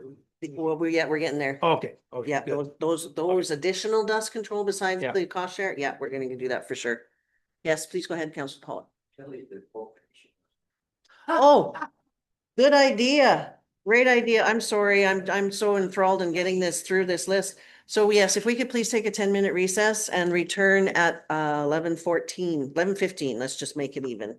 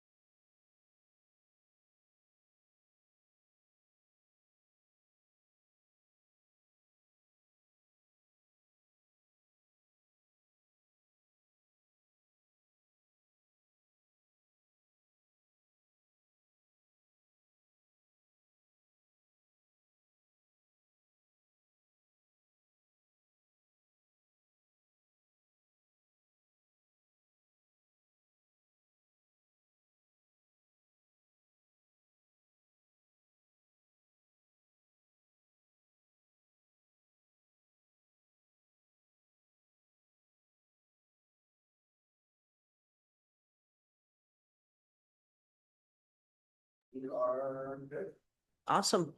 Thank you thank you very much. We're back from our quick break. I think where we are at now is the additional dust suppression for people requesting additional outside of the cost sharing program. We mentioned product at cost to include product application costs or deny it altogether was kind of what where we left it. I'll start. I'm for the cost to be including the product and the application. And of course, gravel, we've determined already would not be in part of that application. So your equipment and your man hours and the product itself. That's where I'm at for the add-ons. Please go ahead. So for argument's sake, that would be the 1150, Yes. Okay. Yes. just so everybody knows. Right. we're Yeah, what that talking cost would be. Yeah. Absolutely. Okay, so where are we at? Who wants to, you're good with that one? So we're looking at product and application costs for any additional requests. And that's per 100 meters, the 1150 or 200 meters. Yeah. So 1150 for 200 meters. They want 100 meters. Can they do that? No, I gotta know. It's gotta be a 200 meter set or, It was 100 meters, right? yeah, it was Yeah, 100. it can stay at that. We can So we would split the just split it cost. in half, right? So, okay. Okay, so that's per 100 meter at cost. Okay. Go ahead, please. Counselor Stasia. Just for clarification here, as I was reading this last night, I'm assuming that it is discussed between the applicant and the county as to where it actually goes. It's not at the end of 200 segment. It's gotta be at the end of 200. Okay, but Through the other. okay, but so then can you move the 200 segment over some so that the 300 total ends up being in the middle of their driveway? Yes, Okay, that was. they have to draw have it to on identify. application. There's a map. They have to show where they want it. Okay. And if they want to buy 200 meters, we can make it off whichever end, as long as it's continuous, Right. so that it can all be applied at the same time. Yes, okay, fair enough. That's good. That's good. Okay, so that's a yes for you and a yes for you. Counselor Chamzik, yes. Counselor Hollick's a yes. Counselor Chizen. Yes. Yes. Counselor Kalu. Yes. Yes. Counselor Hall. Indifferent. Indifferent. All right, so we will put a motion. I know we're doing these motions one at a time, but it just makes it very clear. Okay, so this is, do we already have an add-on in the policy? So that would be to direct administration to change the wording in the policy for additional dust suppression to include product and application costs. Does that sound Yeah, I good? think something along the line of full cost recovery. Full cost recovery, to include full cost recovery. With the understanding, of course, that gravel's not there. Correct. Okay. So does everybody understand that motion? Full cost recovery for additional dust suppression. Okay, we're ready for the vote. All those in favor? I. I. I don't see any opposed. Sorry, go ahead. Who moved it? Counselor Stasiak did. Thank you. And that was 8-0. Thank you. All right, where are we at here? We're moving, flying through this every second year. How about that one? So okay, so what I wrote down here is every second year with the exception of major access roads unless required. Yeah, smaller access roads to be reconsidered if the area is more for residents than a thoroughfare road is what I kind of understood from Councillor Hall's comments from the last meeting, but I was hoping to get some clarification on that. Smaller access roads be reconsidered if the area is more for residents than a thoroughfare type road. I'm thinking that's what he meant, but I was hoping to get clarification on that. Okay. Councillor Hall? You're making reference to a comment from meetings ago without a page number or anything. I have no idea what you're talking about.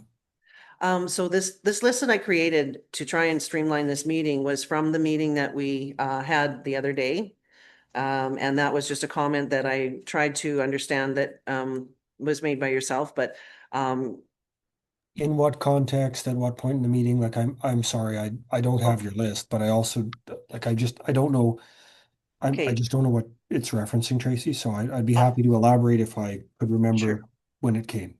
Okay, understood. So basically what we were talking about in the last meeting was that according to Schedule A, we have hamlets, multi-lot country residential, lakeshore residential subdivisions, major access roads and stabilization projects, cemeteries, public facilities.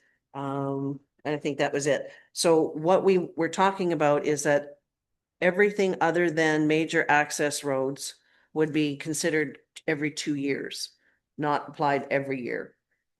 And then there was a comment made with regards to major access roads being every year, or if they didn't need it, as required, right? Every year and as required, because sometimes maybe they might need a second application or they might not need it at all, I guess.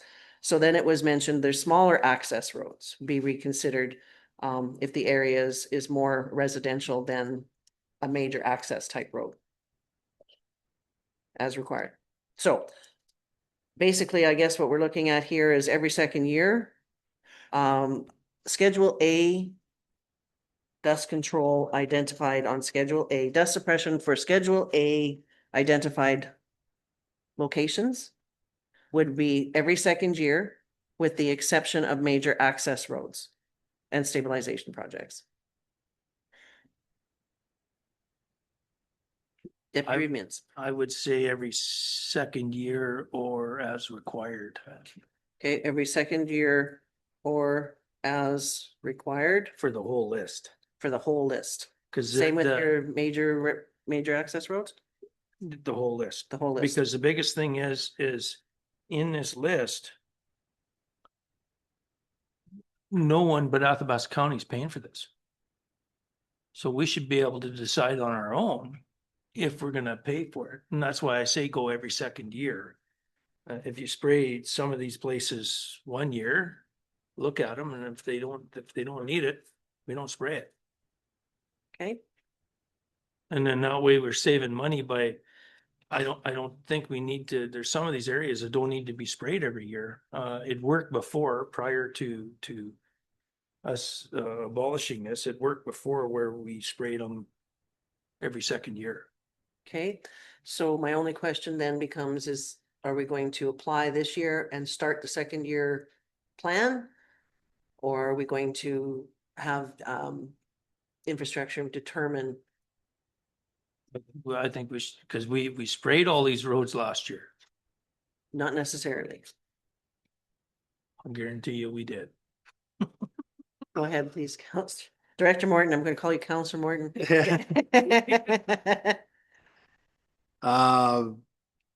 I guess through the chair, it makes it quite difficult to manage and administer. So, I mean, we know that they're all going to be a fight because somebody's going to disagree with whoever our inspector is.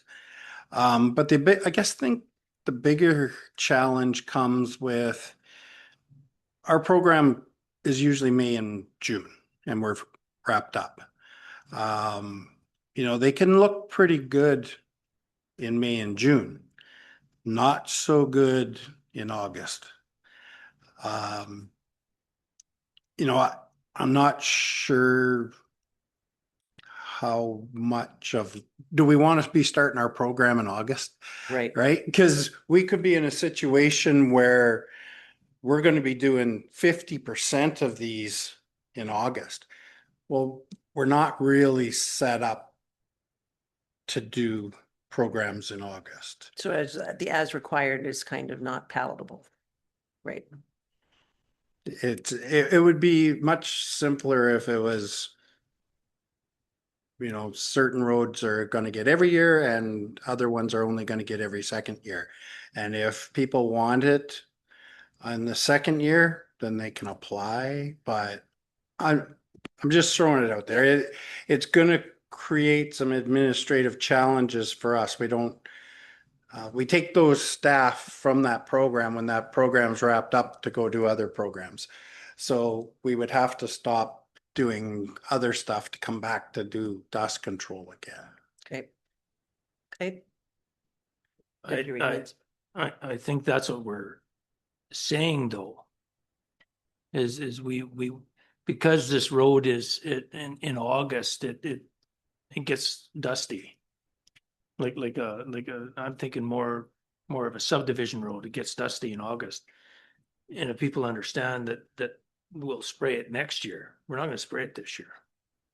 Because yes, I agree, this program cannot keep running 24/7, keep running 24/7, even though we still spray stuff in October. We do warranty stuff. Yeah, and stuff like that, but I totally agree. That's why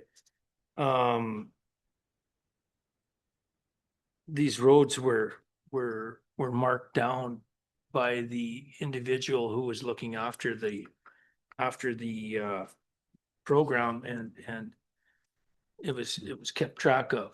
We sprayed Century Estates this year. They're not getting sprayed next year.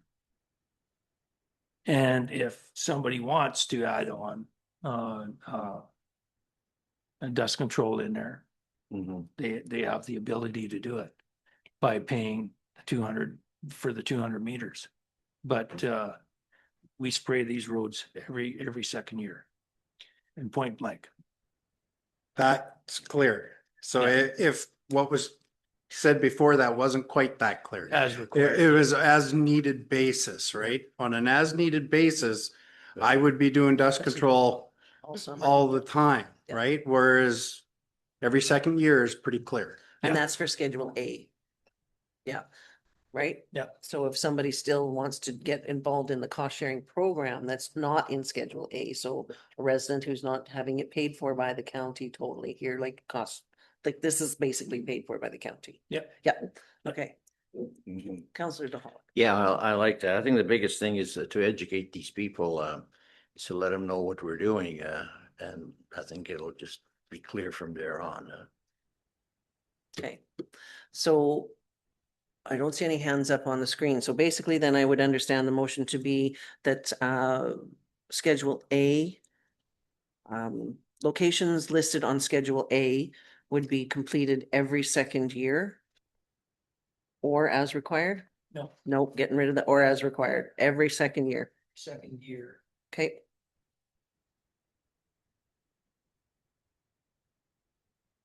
Somehow. And somehow if the ratepayer on the second year wants to add on 200 meters in front of their area or in front of their dwelling, they can. Under the cost share. but that would be during the time frame of the Yeah. time frame that we would be out there. They couldn't do it. No. So off the second year, they would be able to opt into the cost sharing program. Yeah, that's the way we had it said before. Had it worded Okay. before, was they could opt in if they felt that they needed. I seen one, I think it was in Baywin Estates. One guy said, no, I want dust control this year, okay? Then we'll do the 200 meters and you'll pay for it, like you'll pay the cost share. And all your neighbors in front of you will benefit from it too, but I only seen maybe one person jump on that. Okay. Go ahead, please. And I apologize, Madam Chair. I'm gonna need a little more clarity. So the colony decision, that's every second year, because that'll be part of Schedule A now, right? So everything you added here is getting added into Schedule A. So I just want to make sure that I understand what I'm being told. Well, Okay, so let's, we discussed this before about tearing the Schedule A apart. Because we got hearts, we got cold mix, we've got asphalt, we've got fiber mat, we've got yeah, that, oiled, we so got that- everything in here. so you're saying like, so for example, on page 13 of Schedule A, 2A, multi-lot and country residential, the hard surface would just come out of the Schedule A. For sure. Okay. Yeah. So we're gonna remove this. So 2A is removed. Then you have section B. I'm leaving the hamlets there because of course that's just a given, right? So 2B, group 1, those are the lake subdivisions. Some are showing asphalt and then calcium chloride, range, like, okay, so I'm looking at Lyle Estates. Asphalt pavement and then calcium chloride range road 222, plus or minus 400 meters. So are you, like, for me, these particular subdivisions, in group 1 would be every second year. Would that remain as Yeah. what you'd hope to be? Okay. Subdivision group 2, same thing. And it's as listed, right? As it's described. So every second year, those are the lake subdivisions. Okay, Mhm. we're all good with that. Page 14, we have the major access roads. And that's where it's listing, the Hutterite colony is listed in there. So this Yeah. is why I was wondering about major access. But we made a new, we made a new motion. Yes. Regarding all Hutterite colonies in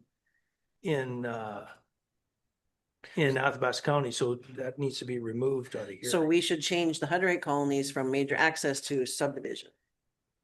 No, No? just Where do remove you it. just remove it? Yeah. Because they're a totally separate, different policy. So But they should somewhere appear it's on. gotta be Schedule on, A. it's gotta be listed. So we can make a separate Subdivision group. group for it or a different So the Schedule B or how about in multi-lot, country residential, which is item number 2, we have a subdivision group, we have a group 3. And that would be the Hutterite colonies. Does that cover that? Yep.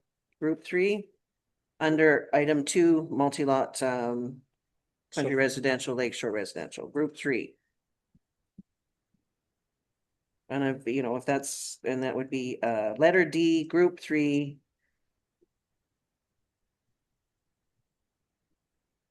Hutterite colony within Athabasca County. Better put that in there. Go ahead, please. I just like some of those major routes, Mhm. aren't you gonna want some of those done every year?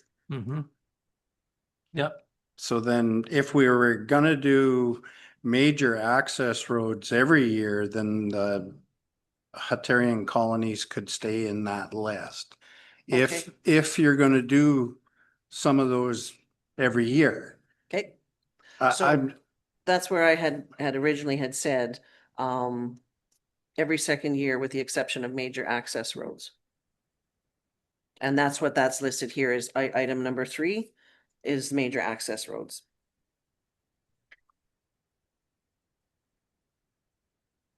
So what we have there is like Allendale Estates, which is, what is that, north of Township 6-7? North of town. yeah, that's, But that South Athabasca one on 660 would be equivalent to Allendale in terms of traffic, I would expect. So that Okay, should be in because this it's- list too, right? Because it's on the major access, yeah. So the South Athabasca one would be added there, yeah, I agree. So everybody's having a look, I'm assuming, at item number 3 on page 14 of Schedule A, the major access roads. Just to run through them, I'll list them: Allendale Estates, Aspen Ridge Road, which most of that's pavement. Oh, I see, 1 mile east of Highway 2 to Old Highway. Yep, that makes sense. Athabasca Airport Access, it's going to be removed. and that I'm confused as to why that would have. No, to be no, removed. it doesn't have to be removed. It's just, we did the hard surface. it's hard surface now. Yeah, just gotta be hard surface now. So it's just an update on it. Yeah. Yeah. Okay. Okay, Baptiste Lake, and is it Rena Road? I don't know what that is. Ring Road. Oh, is that also just some spelling? There's a number of spelling mistakes I don't know probably. what- Yeah, this was transformed from a PDF and it didn't come through real clear. Got it. Okay, Bondus Road, Brainette Access Road, Buffalo Lake Road, Caslin North to Provincial Park. It says oiled. Do you wanted that that, to, oil/calcium. Oil/calcium. The Cemetery Road, Rochester. And it mentions in here as required. So again, right, because we're talking about every year on this particular section. So if we leave that one as required, is that fair? Which one, sorry? Cemetery Road, Rochester. I think, yeah. I would say eliminate because that's a damp road because of trees. That's kind of a damp road. I don't think it ever really gets dusty down there. I'm not sure it's even necessary. So leave it there as, or take it out as a major access road Yes. Yes, I'd like to take it out as a major access road. and move it down to the cemeteries one. Yes. Okay.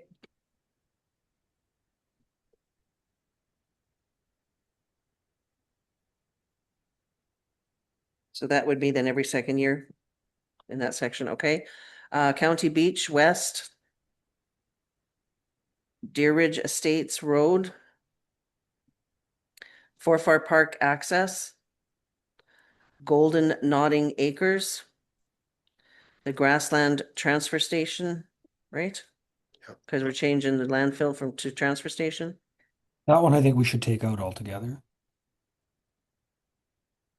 Grassland Transfer Station, Counselor Chamzik. I do think it stays. It's a busy road. It is something that was fought about in councils before us as chosen as the primary route to the transfer station. Okay. Should we do a round Oh, table? okay, Well, yeah. I mean, just for clarity, what we're asking, I would propose the three transfer station roads that are listed get out of the automatic pay list and assigned to the commission so that the all users can share the cost of doing it, not just county users. That's, I agree that they should be have dust suppression. I think the burden of doing it should go to, you know, the summer villages and the others who use them, not just county residents. Okay, so that'll be a separate motion, I think, in a separate discussion. Yeah, I'm just gonna ask a question here. What summer village would use the Grassland or Wandering River Transfer Station Road? Which summer village would actually use that? Well, certainly there's the Boyle transfer station down in the south and the summer villages over on the west side. Boyle's not on here. Would use the Grassland or Wandering River transfer stations?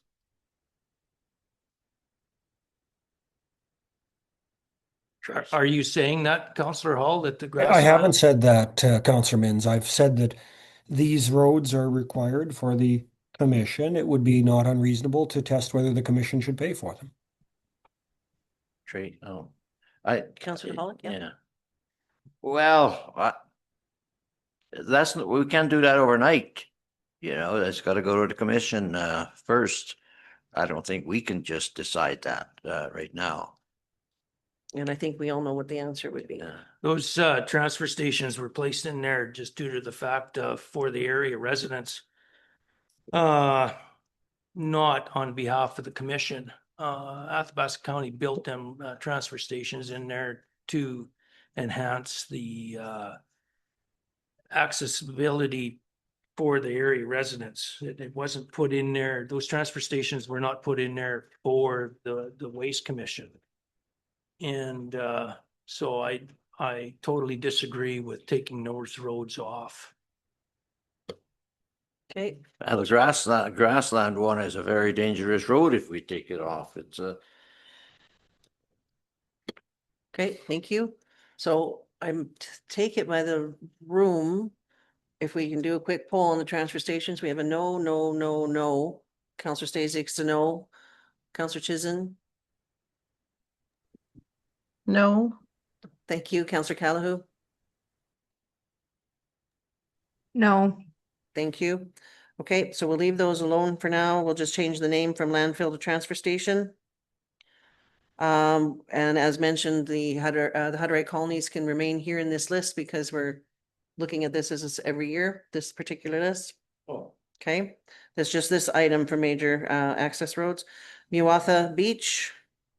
This is mentioning from Range Road 190 from Railway northwards towards the summer village of Muwatha boundary, and that was effective 2014. It mentions in this list, so I'm going to leave it there. Pack Beach intersection, Perryvale Hill, Richmond Park Truck Fill Station Road, Rochester East Hill, Saudi Road, Tower Pit Access, Wandering River Forestry Station, the Wandering River Transfer Station, the Whispering Hills Transfer Station, and the Whispering Hills Road. So the only thing that I see any changes on here is an addition of the South Athabasca Township 660 West subdivision, and to move Rochester Cemetery Road down to cemeteries. Can we just, you know, from those who've been around longer, what was the history of why the Muwatha Beach Road is on there? From 2014? Deputy Reed Mintz. I guess that would be coming at me. That was added on there just due from the railway around the corner to up to the boundary of the Muwatha Beach Summer Village is our resident is living there. And that was added on there just because of that. It a lot of traffic goes in and out of there, and that's always been on there. Yeah, Madam Chair, I think there might be an agreement on that, and I'd have to go back and check because I had this inquiry before, but as you get to the lake and you go east, a bunch of those residents are ours, and as you go west, there are a bunch of Muwatha Beach residents. So they both share access down that road. A bunch of people down there are residents. Yeah. Starting at the railway, it's obviously a very short distance. I just was, yeah, curious what the history was. Okay. So where we're at then, we've gone through the major access roads being yearly, annually, and all other Schedule A would be every second year. Go ahead, Councillor Stacey. Just possibly a correction here. I'm looking at Perryville and under the major access roads, paragraph 3 on page 14, wondering if we should add in that short stretch of road of street that we tore up last year and put it on an annual dust suppression there. Like just the one that goes past the hall, the pavement was tore up there and it got reverted back to gravel. Go ahead. To me, is I that remember the that, fiber mat? Yes. Well, it was called fiber mat Yeah. that went up and around, and then half of it was removed and it's got reverted back to gravel. And the residents aren't happy. Correct, but are hamlets annual? Yeah, I am. Deputy Reed Mintz. Yeah, it's under Hamlets and Correct. we're gonna do- Previous page on paragraph 1. Yeah. But it says fiber mat seal treatment or roadway through the hamlet. So is that considered for the fiber mat or is that? Yeah, the fiber mat's no longer there. Go ahead, please. I would agree that we probably should be doing that, Short where we section. took the fiber mat out, and we can either do it, but it probably. The hamlets are only getting done every second year too? Is that- No, yep. Hamlets are every second year. It's unless we take them out. So is that an addition or what happens there? Okay, well, first of all, let's determine, do we want hamlets every second year or every year? Why would we treat them different than the multi-lots? Correct. I agree. Well, we can always try it for See what it's like. yeah, it's coming back annually. Let's see what it is. I mean, cost savings are also very important. Okay, Councillor DeHollick? Yeah, I agree, but we probably have to try it for 2 years because Yeah. Correct. Yeah, it's a 2-year thing. And I mean, it is also at the discretion of infrastructure director as well if things do get ugly. It would be cost shared program for those who want it. On the second year, yep. On the second year. That's what we're just referring to, yep. Mhm. We haven't passed a motion, but that's kind of what the understanding is. So when you consider the one in Wandering River, that 500 meters, Well, there's a lot of traffic. That will not last 2 years. So we could add it though to the major access and do it every year, but that one's got way more traffic than most roads in this municipality. So we would want to add the major access route, Wandering River, Township 720. Township 720, Oh, it's there. sorry. I apologize. It's already Yeah, on the it's under major the list. forestry station Yeah, is there, it's is there? already there. Okay, so Wandering River is included as yearly, go ahead. Sorry, sorry, now I'm confused. Now the water treatment road, is that yearly as well within the hamlet of Grassland? Where would it be identified on the list? I see the transfer station is under major access for grassland. Looking for water treatment. Are you talking truck fills?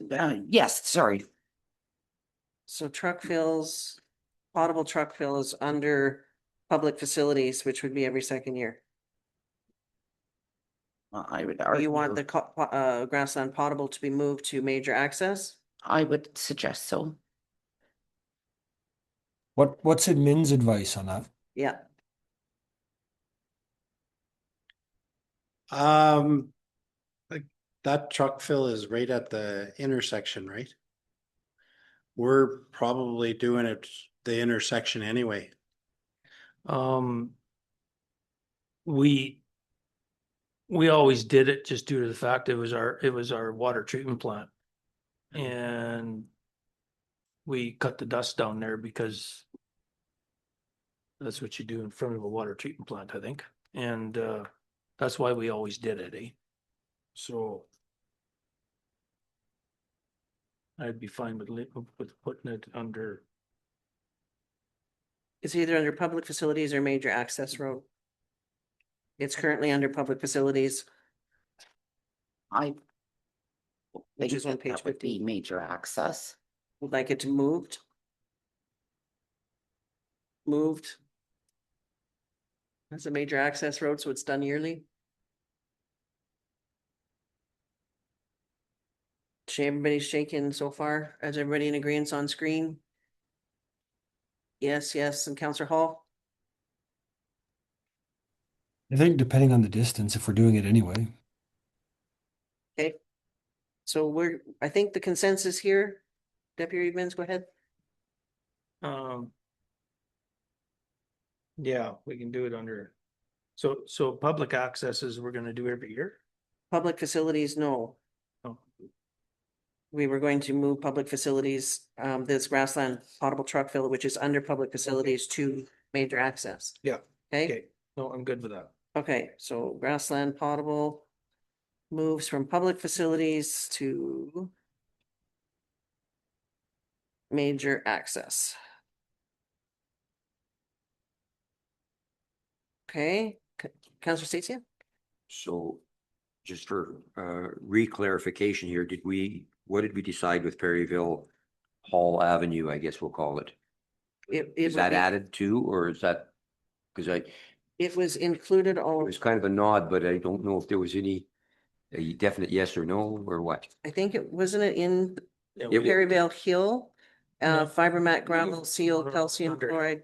That's where I was suggesting to move it, or to add it, was at the Perryville Hill, because under Hamlets, it's not described as every year, it's described Right. as every second year. Right, and so under Hamlet, it mentions Perryvale fiber mat gravel seal treatment on roadway through the hamlet.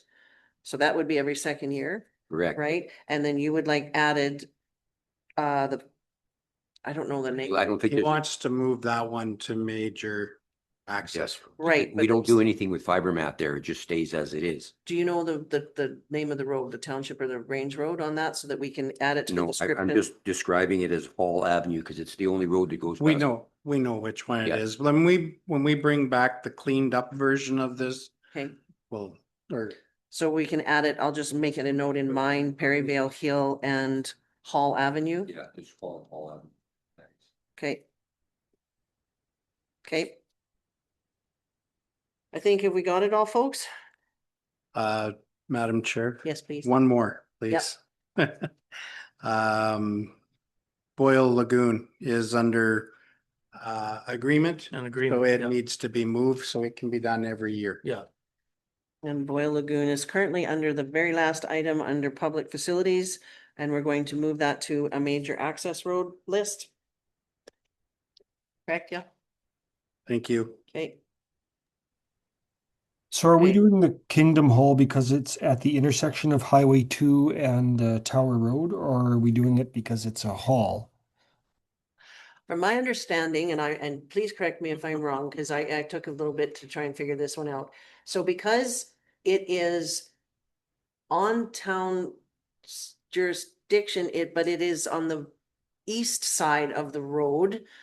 The residence that's next door to it and the Kingdom Hall would be county. And then once we get past that resident on the east side of the road, the town takes over for all their residences on the west side of that road until the jurisdiction of the town corporate limits ends. And then we take off, anything after that would be us. So to create equity with other residents who live beside busy roads and other churches who are located beside busy roads, which I'm not sure that there are any, but I'm just wondering why this one's on the list of county pay versus I think it was treating it just, like the others. I think it was because of the connection that the town does, that section where the housing starts on the west side of the road. Okay, yeah, Deputy Reedman's can explain this much better than I. the reason that was probably put on was due to the fact that that residence on the that lives south of the hall, of the Kingdom Hall, was obtaining dust control all the time, and the county would do it just due to the fact that that residence lived in the county, paid taxes to the county. So that's why the county did sprays them. And it was so close to the intersection that we just joined it up.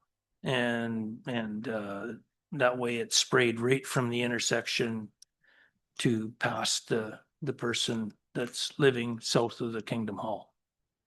And then joins on to the town portion that goes to their corporate limit. I don't know if it joins up or not. I think it does, because there's pretty much directly across from, Yeah, and if The it does west- join up, yeah, but the town looks after the stuff on the west side. County looks after stuff on the east side, just due to the ratepayers.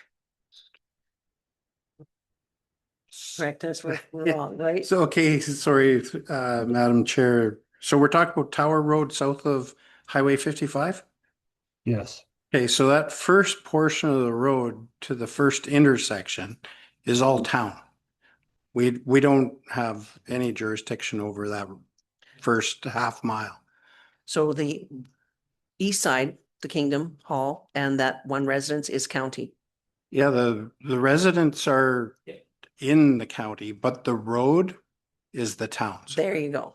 Thank you. So it's the town has been doing it from the highway. Yes, They've been applying it. We have not been. correct. Thank you. So on that when basis, they, it could come off the list. yeah, so when they annexed, and it really threw me for a loop. Cause it's not normal for that road to fall under the town's jurisdiction. But when they annexed, or they did take the road, so that portion of road is theirs. So we can remove the Kingdom Hall from the list. Thank you. And we're good? We're good. There you go. Okay, so I think where we're at, folks, is we've determined the amendments to Schedule A's list. And that we would like to put a motion forward for, let me go through this, Schedule A, items 1, 2, 4 to be every second year. Item 3, the list is every year. Is that fair? Which will likely be new Schedule B. Oh, you're gonna, okay, well, whatever works best for you, but Yeah. yeah. For our motion's sake. And once again, I'll run it through again because we're on page 13 to page 15. The current Schedule A, items 1, or I'll call it group 1, 2, 4 will be every second year. Group 3 would be annually.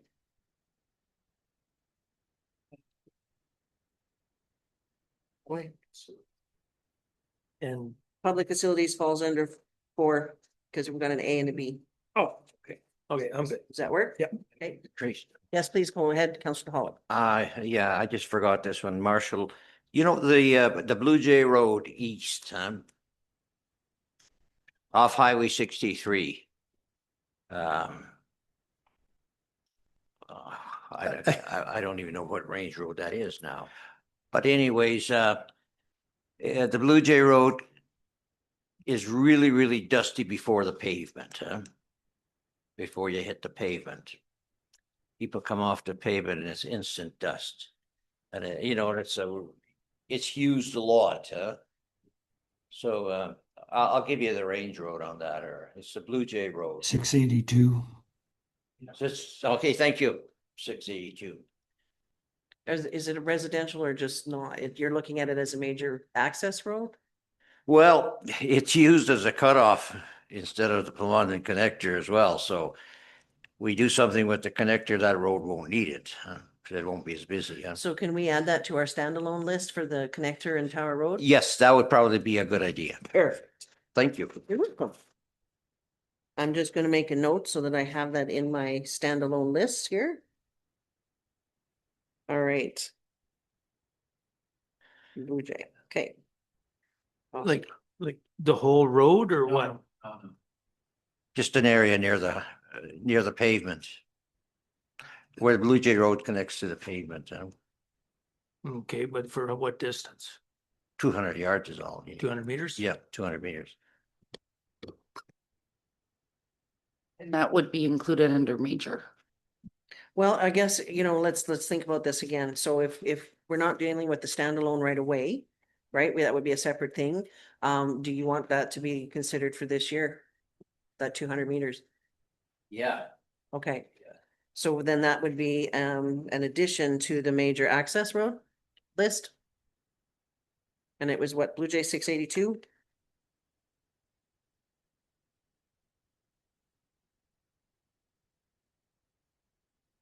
Is everybody satisfied with, go ahead, Councillor Kamzik? I'm really struggling and I'm looking under public facilities north of Blue Heron Estates, the calcium chloride. That would be that intersection right before you enter the one-way into the Blue Heron. I'm really struggle with that one. I feel that it's also one of those roads that will probably end up, but I mean, willing to test it out on that major access route. It is, in my opinion, not a infrastructure opinion, one of the most, if not busiest road I have in that area. Okay, well, let's first do the Blue Jay thing and make sure everybody's happy to add it. Yep, And sorry. then we'll come back to that one. So go ahead, Councillor Hall. I'm going to say I have a concern just adding an intersection like that because we don't actually have a lot of data on traffic counts there. There's a number of other gravel roads that meet pavement that I think would and could also be dusty. Paxson Road, It's done. like there's a bunch of other places. So I would be nervous about the precedent of just adding calcium to intersections near highways just because they're a little bit dusty. Like that's the point in time where you should be slowing down anyway. And I just don't think we have the data to do it, and I don't like the precedent of just popping it on because also it has the potential to add a whole bunch of other comparable ones that will blow our budget even further up compared to where it is now. So I'm not opposed to it with the right data, just I don't think we have the data to do it now. So future consideration? Okay, Let's do that, yeah, thank you, Mr. Hall. That was a good point. your future consideration for the Blue Heron one too? Well, I mean, it's gonna take us 2 years to have Yeah. proper data, so I mean, Let's test it out. absolutely. Yeah, and I think, you know, as we mentioned, on the second year, if we felt that it was as required, we could look at it at that time on the second year during the program, not in August. Correct? Okay. Go ahead, Deputy Minch. You're good? Okay, so folks, I think we're good to go with the amended Schedule A with the understanding, again, groups 1, 2, and 4 would be every second year, group 3 annually.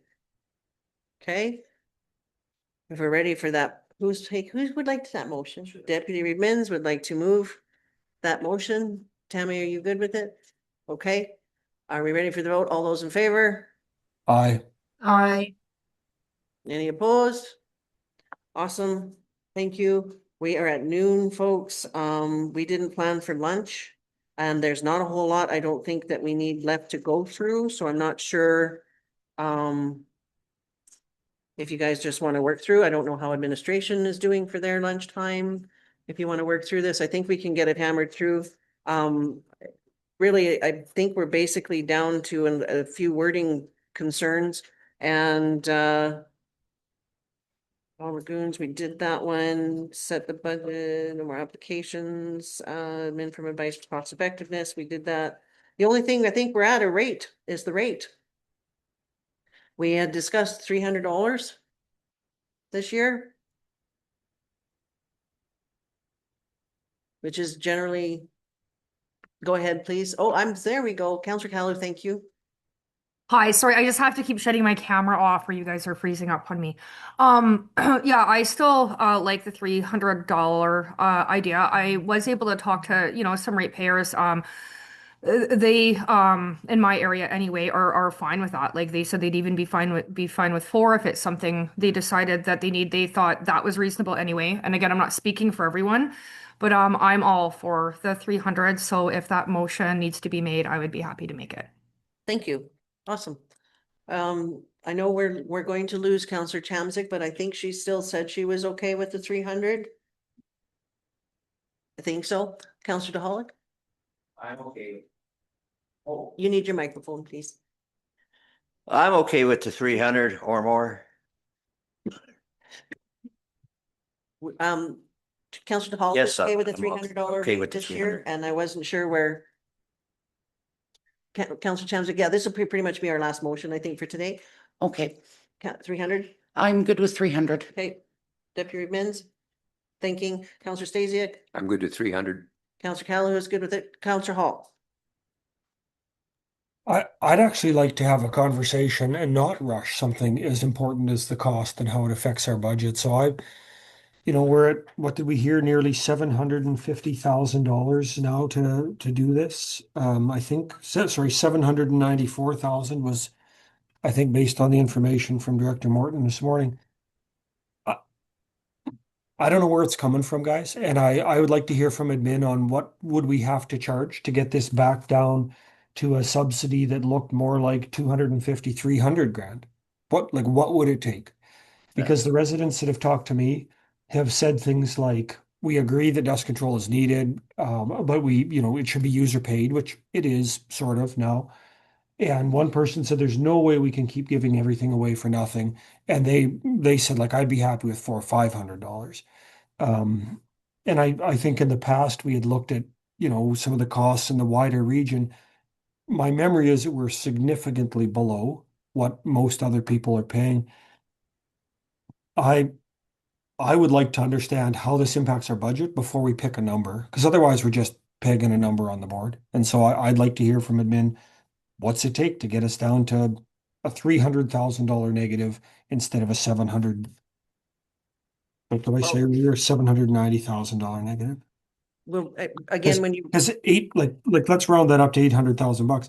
That's basically 2% of our budget okay, so on dust that's, control. but that's not including the revenue that we've already anticipated for the applications. I'm going to, No, that is including the revenue. that's not how I'm reading it, but I'm going to give it to Councillor DeHollick and then over to Director Morton. Well, I think we're gonna save some money doing it every second year. There's areas that we're gonna save some money. So I don't think that's a true cost. The So maybe we should get a 700,000. true cost before we decide. Councillor, I'm just gonna you're just an honorary councillor, Director Morton. Not sure how to take that. So, I mean, I would have to go run the numbers of what the every 2 years on certain of these roads would look like. But what we budgeted for this year was 694,000. So, and we'd already had 49,000, I believe, that I said we had to increase. And now I don't know, this should bring it down a little bit, but it may not have a huge impact. But this morning's sheet had 99,000 on it, basically, with Sorry, the blue lines. I don't, Oh, but that included the three Yeah. three projects that were standalone. So we're not doing, we haven't even talked about those. So yeah, we're pushing 750,000. Like if you wanted to get back to 350 or some, you would need to substantially increase your rate, and you would need to get closer to a 50% of total cost. So you're looking at, you know, $600. Yeah. 575. Councillor Stasiak? Just for clarification, I sort of understand the every second year part, but is that staggered? Or does it spike our budget every second year and then drop every second year? In an ideal world, it would be staggered, but unfortunately, you know, some will get done this year, some will get done next year. So some of it'll be staggered, but more than likely 75–80% of it'll be in 1 year. So then would it be fair to assume then that next year it will not be 700,000, it might be 500,000? Depends on costs and number of applicants, right? Like our budget associated with dust suppression it's always a shot in the dark because you have no idea how many people are going to apply. You know, at $200, it was pretty Attractive, yeah. desirable. At 500, not so desirable. And and you know, I think doing that type of a jump, it would not be, if we went from 200 to 500, not only your ears would be ringing, but so would ours. As we talked about in the last meeting, small increments to get us to where, you know, a little bit more of less of a spend on our budget is great. But I hesitate. I'm opposed to doing a big, massive jump from the 200. 300, I'm good with this year. See where we're at. I don't know where everybody else is. 350, 400, I don't know. But a huge jump I know is not going to be well received.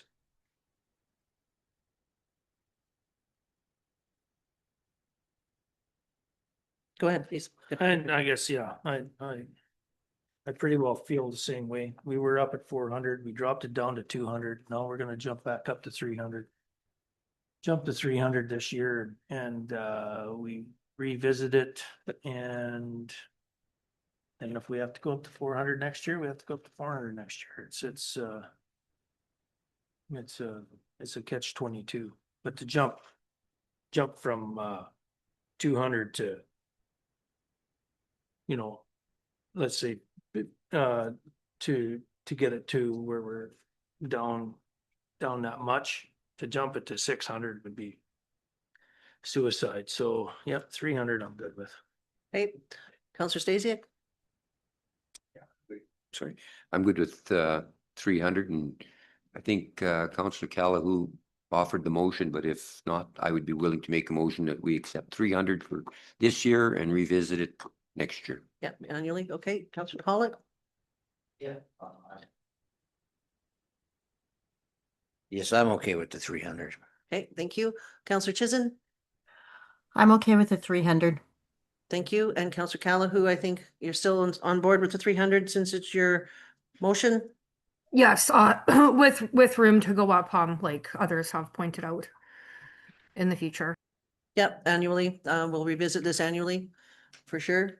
So if we're ready for that, folks, Counselor Callahan would like to move that we charge a $300 rate for dust suppression for the cost sharing program.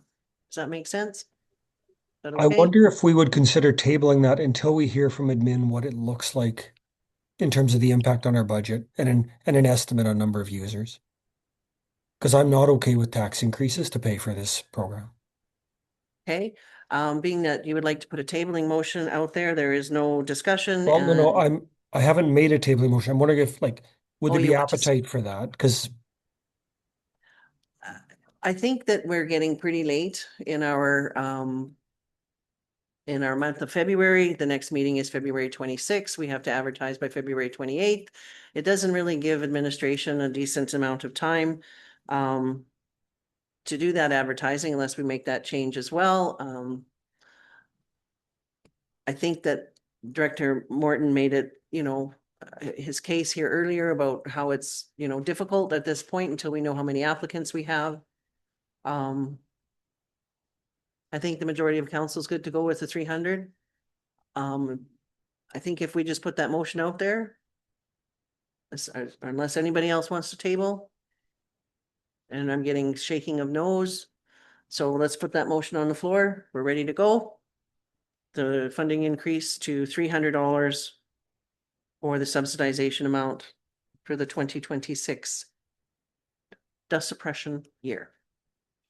Okay, if we're ready for the vote, all those in favor? Aye. And do we have any opposed? nay. Thank you.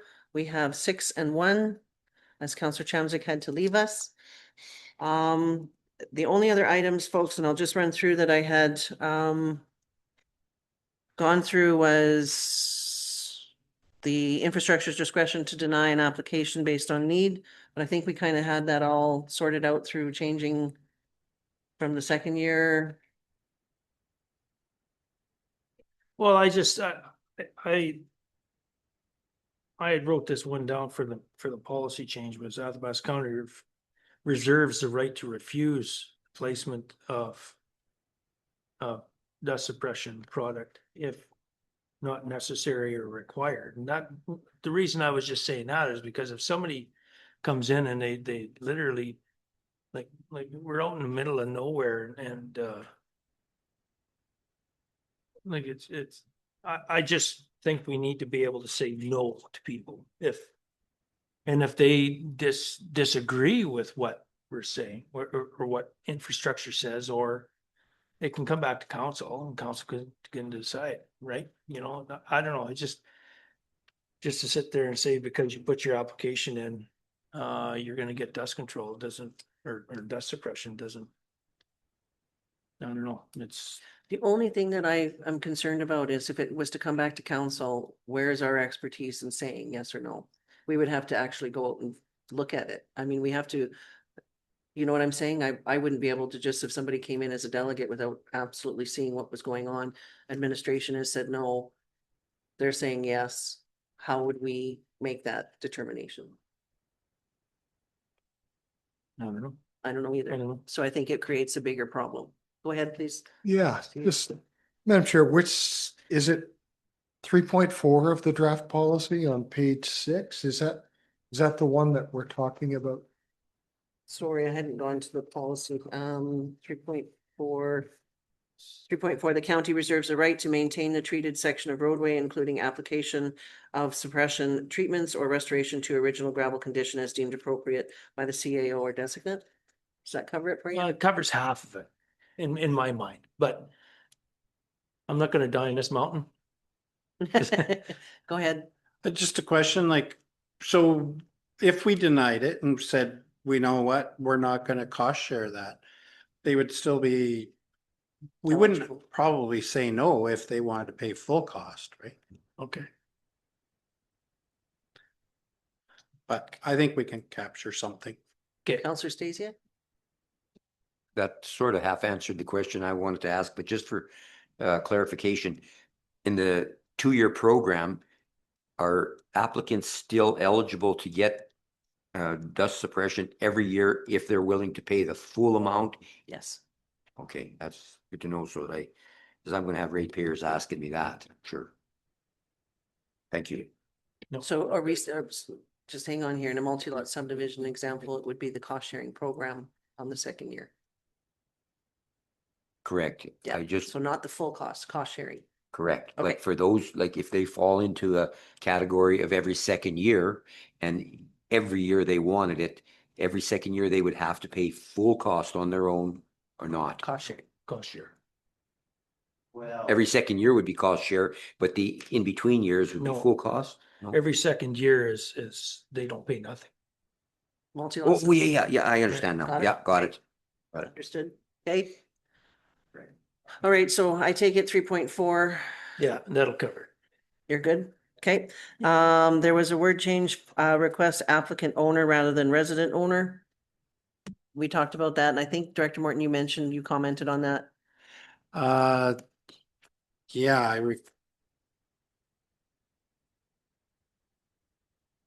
it was associated with rental for property versus ownership, Right. right? Yeah, I historically, but you do have the ability to classify dust control as improvement to property, so you could collect on Right. taxes if payment bounced or Right. was unsuccessful. So resident. I So- think the problem with resident though comes to where we used to have a residential and a commercial rate and we don't have a separate rate now. So if you had, a non-residential property that says, must be signed by a resident, well, nobody lives on non-residential property. Which is why, the applicant to me covers it more because obviously we have to be able to tack it back to taxes. If the owner or whoever doesn't pay, the owner should have to pay through their taxes, but it's just you may have someone like who doesn't live on the property applying for dust control. There's a commercial property at the edge of Highway 2 and South Athabasca Road. Maybe they want it, but nobody lives there.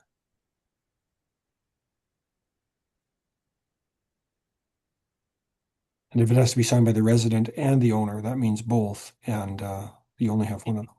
Do you have applicant, resident, owner? Trying to don't know. figure out where was it identified? Oh, in the policy itself, 3.2. 3.2, did you say? Okay. Why am I missing a page here? And actually 3.1, it uses the word resident too.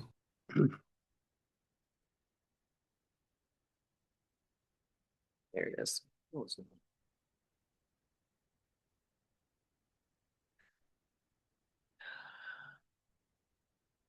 I guess the concern again is liability aspect, so is that something that administration would like to dive into a little deeper?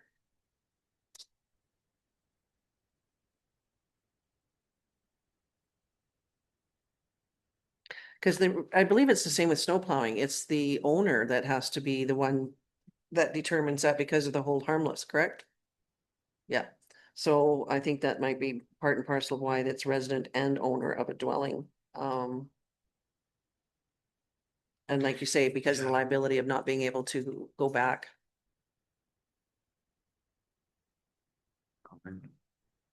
So what was the suggestion that it just go to applicant? Applicant and owner. Is it applicant and owner? Counselor Hall? Well, I think the owner, clearly admin told us having the owner sign it is a requirement so that there's the ability to go back to taxes. The problem, I think the difficulty that comes up or where you're going to run into a trouble is where you have a property where perhaps it's the owner and the occupant may be different, but or they may be the same, but we can't assume the occupant is a resident. True. And you know, Counselor Stacey? think about Sunseeker Marine on the way to town, right? If those guys want dust control, does this policy allow it when the resident must sign? Well, Yeah. Counselor Stacey? Yeah, I'm just curious if this is even relevant to the paragraph 2, right on the top of the page of page 6. Applicants are to be made, applications are to be made to the county. Cost of dust suppression application must be paid by the resident at the time of agreement. So you're getting your money well before you're putting the product on. So you know right then if it's going to be NSF or it's going to be not paid. So I don't know if it's even relevant that we're worried about other than the hold harmless clause. Well, we wouldn't even, it's not a hold harmless because it's on county road. Okay, so I don't see it as a problem because you're getting your money paid for in full. If it doesn't, if the check doesn't clear, he's not getting dust done. Do you want to just add applicant, resident, owner? So applicant, resident, and owner? Or applicant or Or- resident and owner?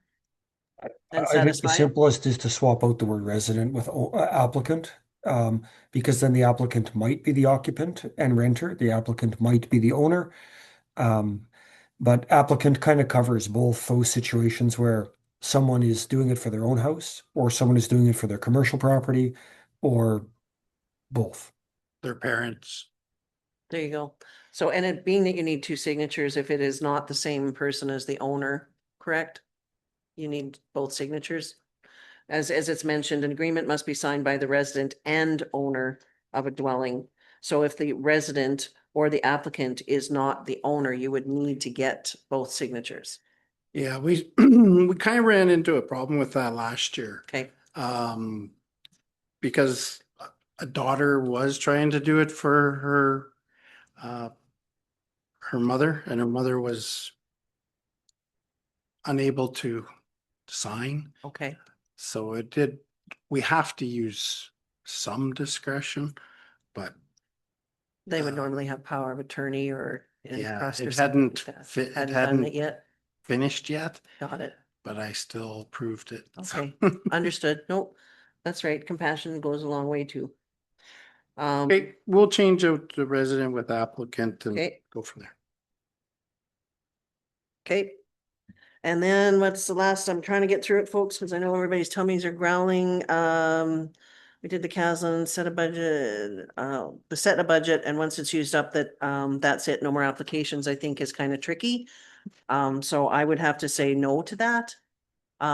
Because yeah, the guy, like I say, who comes in 2 minutes after, but where's everybody else? No.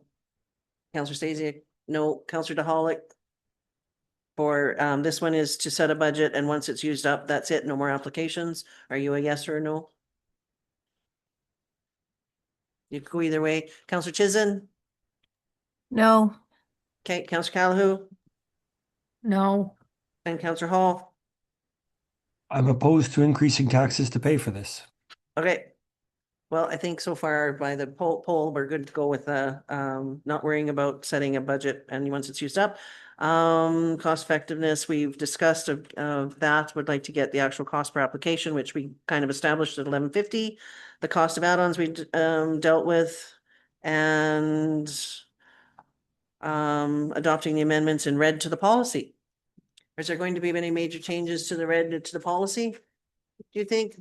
Just the applicant as discussed, or do you want to bring it back? We don't want to bring it back, Madam Chair. Okay, right. All right. Is there so going to there's- be a discussion about what a dwelling is, or have we skipped that, or did I doze off? Sorry, which one?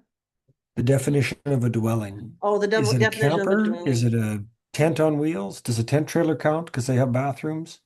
Well, it's what it currently says is means a building or a portion of a building containing one or more habitable rooms that constitute a self-contained living accommodation unit having sleeping, cooking, and toilet facilities and intended as a permanent or seasonal residence. So a tent doesn't cover it. That's not gonna work.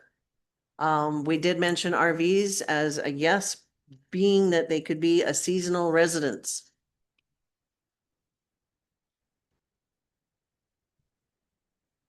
So we kind of touched on it, but is there anything you'd like to add there, Counselor Hall? I know you mentioned RVs, but I hadn't heard actually from council.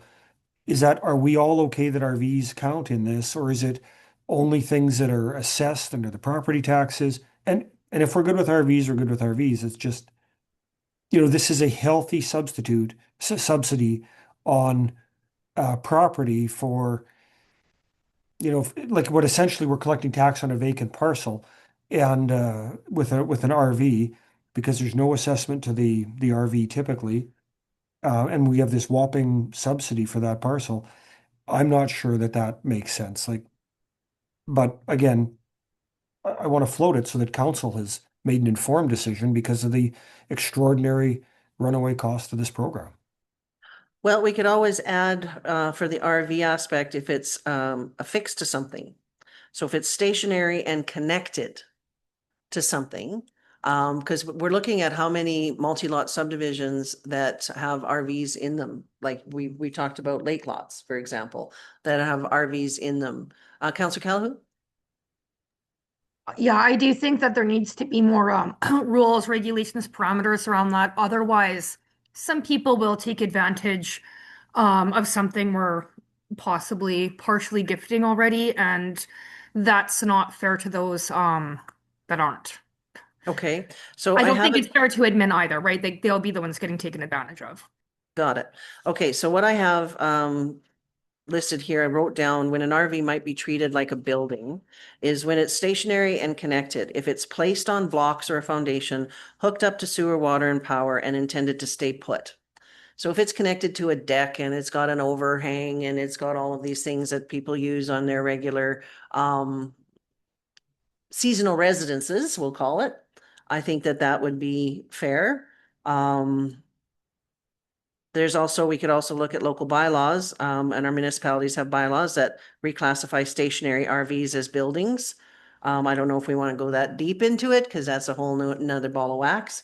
But I think for this aspect, if our Would it be simplest just to add language like something to the effect of at the end of that dwelling sentence after seasonal residence and is assessed for the purpose of taxation? I think that you're going to find that. Oh, hang on. We do have assessments for some RVs when we look at them, do we not? I've seen that Then they're before. eligible. Sorry, And then they'd be eligible. That would be fine. Counselor or CAO? I would have to get clarification. My understanding today is no. Okay, and I seem to remember looking up a couple of different assessments that I noticed RVs were like $97 and $102. I have seen a couple of them just in my area. When I was asked to look them up, I have seen it because they're not moving. They're staying there. They're part of that, almost like a campground, a seasonal campground. They're part of that. So I don't know if it would be fair to say that all of them are assessed. I would hazard to say no. I would be more comfortable with something that's stationary and connected that is intended to stay put. But that would be me.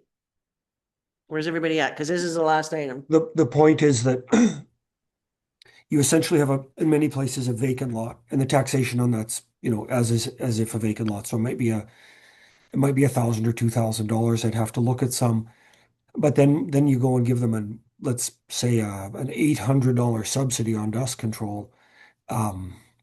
That's pretty substantial for what is ultimately a vacant lot, where if there's an investment and assessable, taxable, real property on that lot, then, the taxes paid will be somewhat higher, and it's more reasonable to give away that, the big subsidy. So it's a filter, and whether you put your RV on blocks and put the tires back on it in the fall or not, I think to me, that actually creates an inequity. It's if there's an RV there and you don't pay taxes on it, then you don't get dust control. Okay, where's everybody at? Counselor Stacey. Thank you. In my experience, the definition of stationary, based on the code we've worked with modulars, it had to be anchored to some sort of foundation. Okay. And I didn't write down, I'm sorry, Counselor Hall, and is seasonal residence and is assessed For the purpose of taxation. for the purpose of taxation. Okay. Thank you.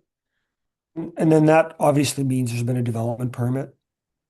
If things are working the way they should, and a building permit, and you know, if it's a modular, well, they get screwed to the ground or anchored to the ground on wooden blocks or steel piles, and like those all get taxed. And the ones that are in the multi-lots will be covered anyway. Right? Well, no, if you have a multi-lot that has 20 lots and 15 of them have RVs on them, then they're not developed. And to me, those would not be 75% developed because there's not 75 built improvements on them. So if they wanted dust control, then they would be paying full cost. That's what I understood the intent was. When a multi-lot was 75% developed, which to me means has built improvements, not 75 campers parked on them. Yes, correct. I was just saying that if they don't meet the 75% inhabited, that if they wanted it and they were living in an RV for the season, they would have to pay full cost, not the subsidized program cost. Seems reasonable. I'm sorry, I missed what he said. Seems reasonable. Seems reasonable. Okay, so where's everybody at with that? I don't know. You didn't do too many last year, correct? There was a few. There's a few. Yeah, there was a few. Any that, had a RV or a blue sign, we did it, so. Okay.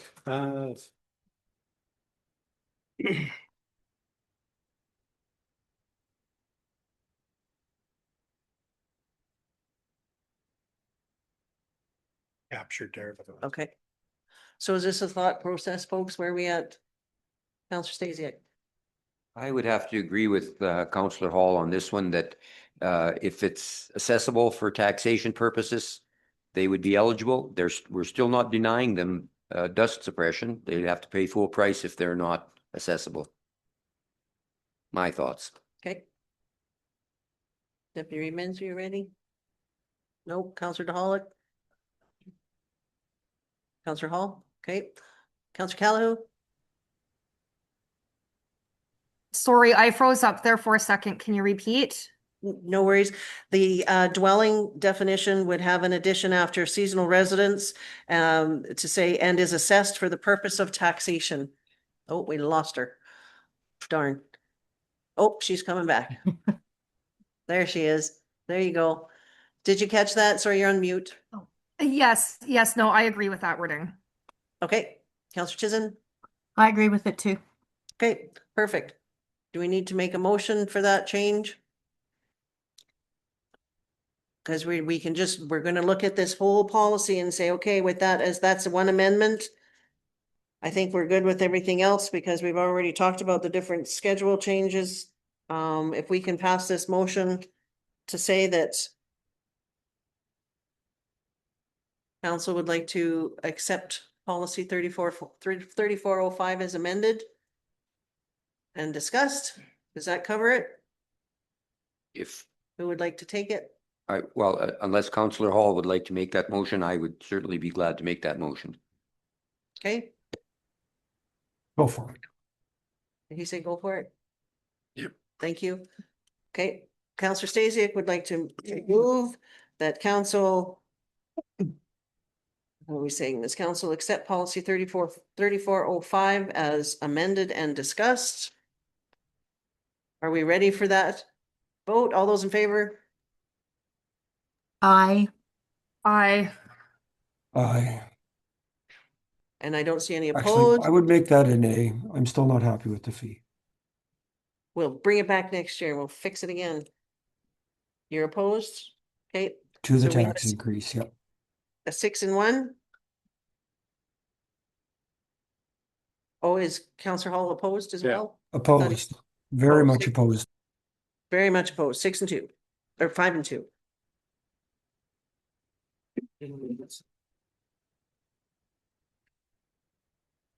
You're good? Do you have anything further? What did we just vote on? The policy, The policy? the policy Oh, as that's amended, next. I thought we were as amended. Oh, okay, no. As I- amended? I was for it. you're for it. So we're gonna go 6, 6 and 1. Yeah. I'm for the policy. You're for the policy as discussed and amended. Yeah. Yes. So 6 and 1. Do you have the motions okay? Are we absolutely done here, folks? 12:35, meeting adjourned.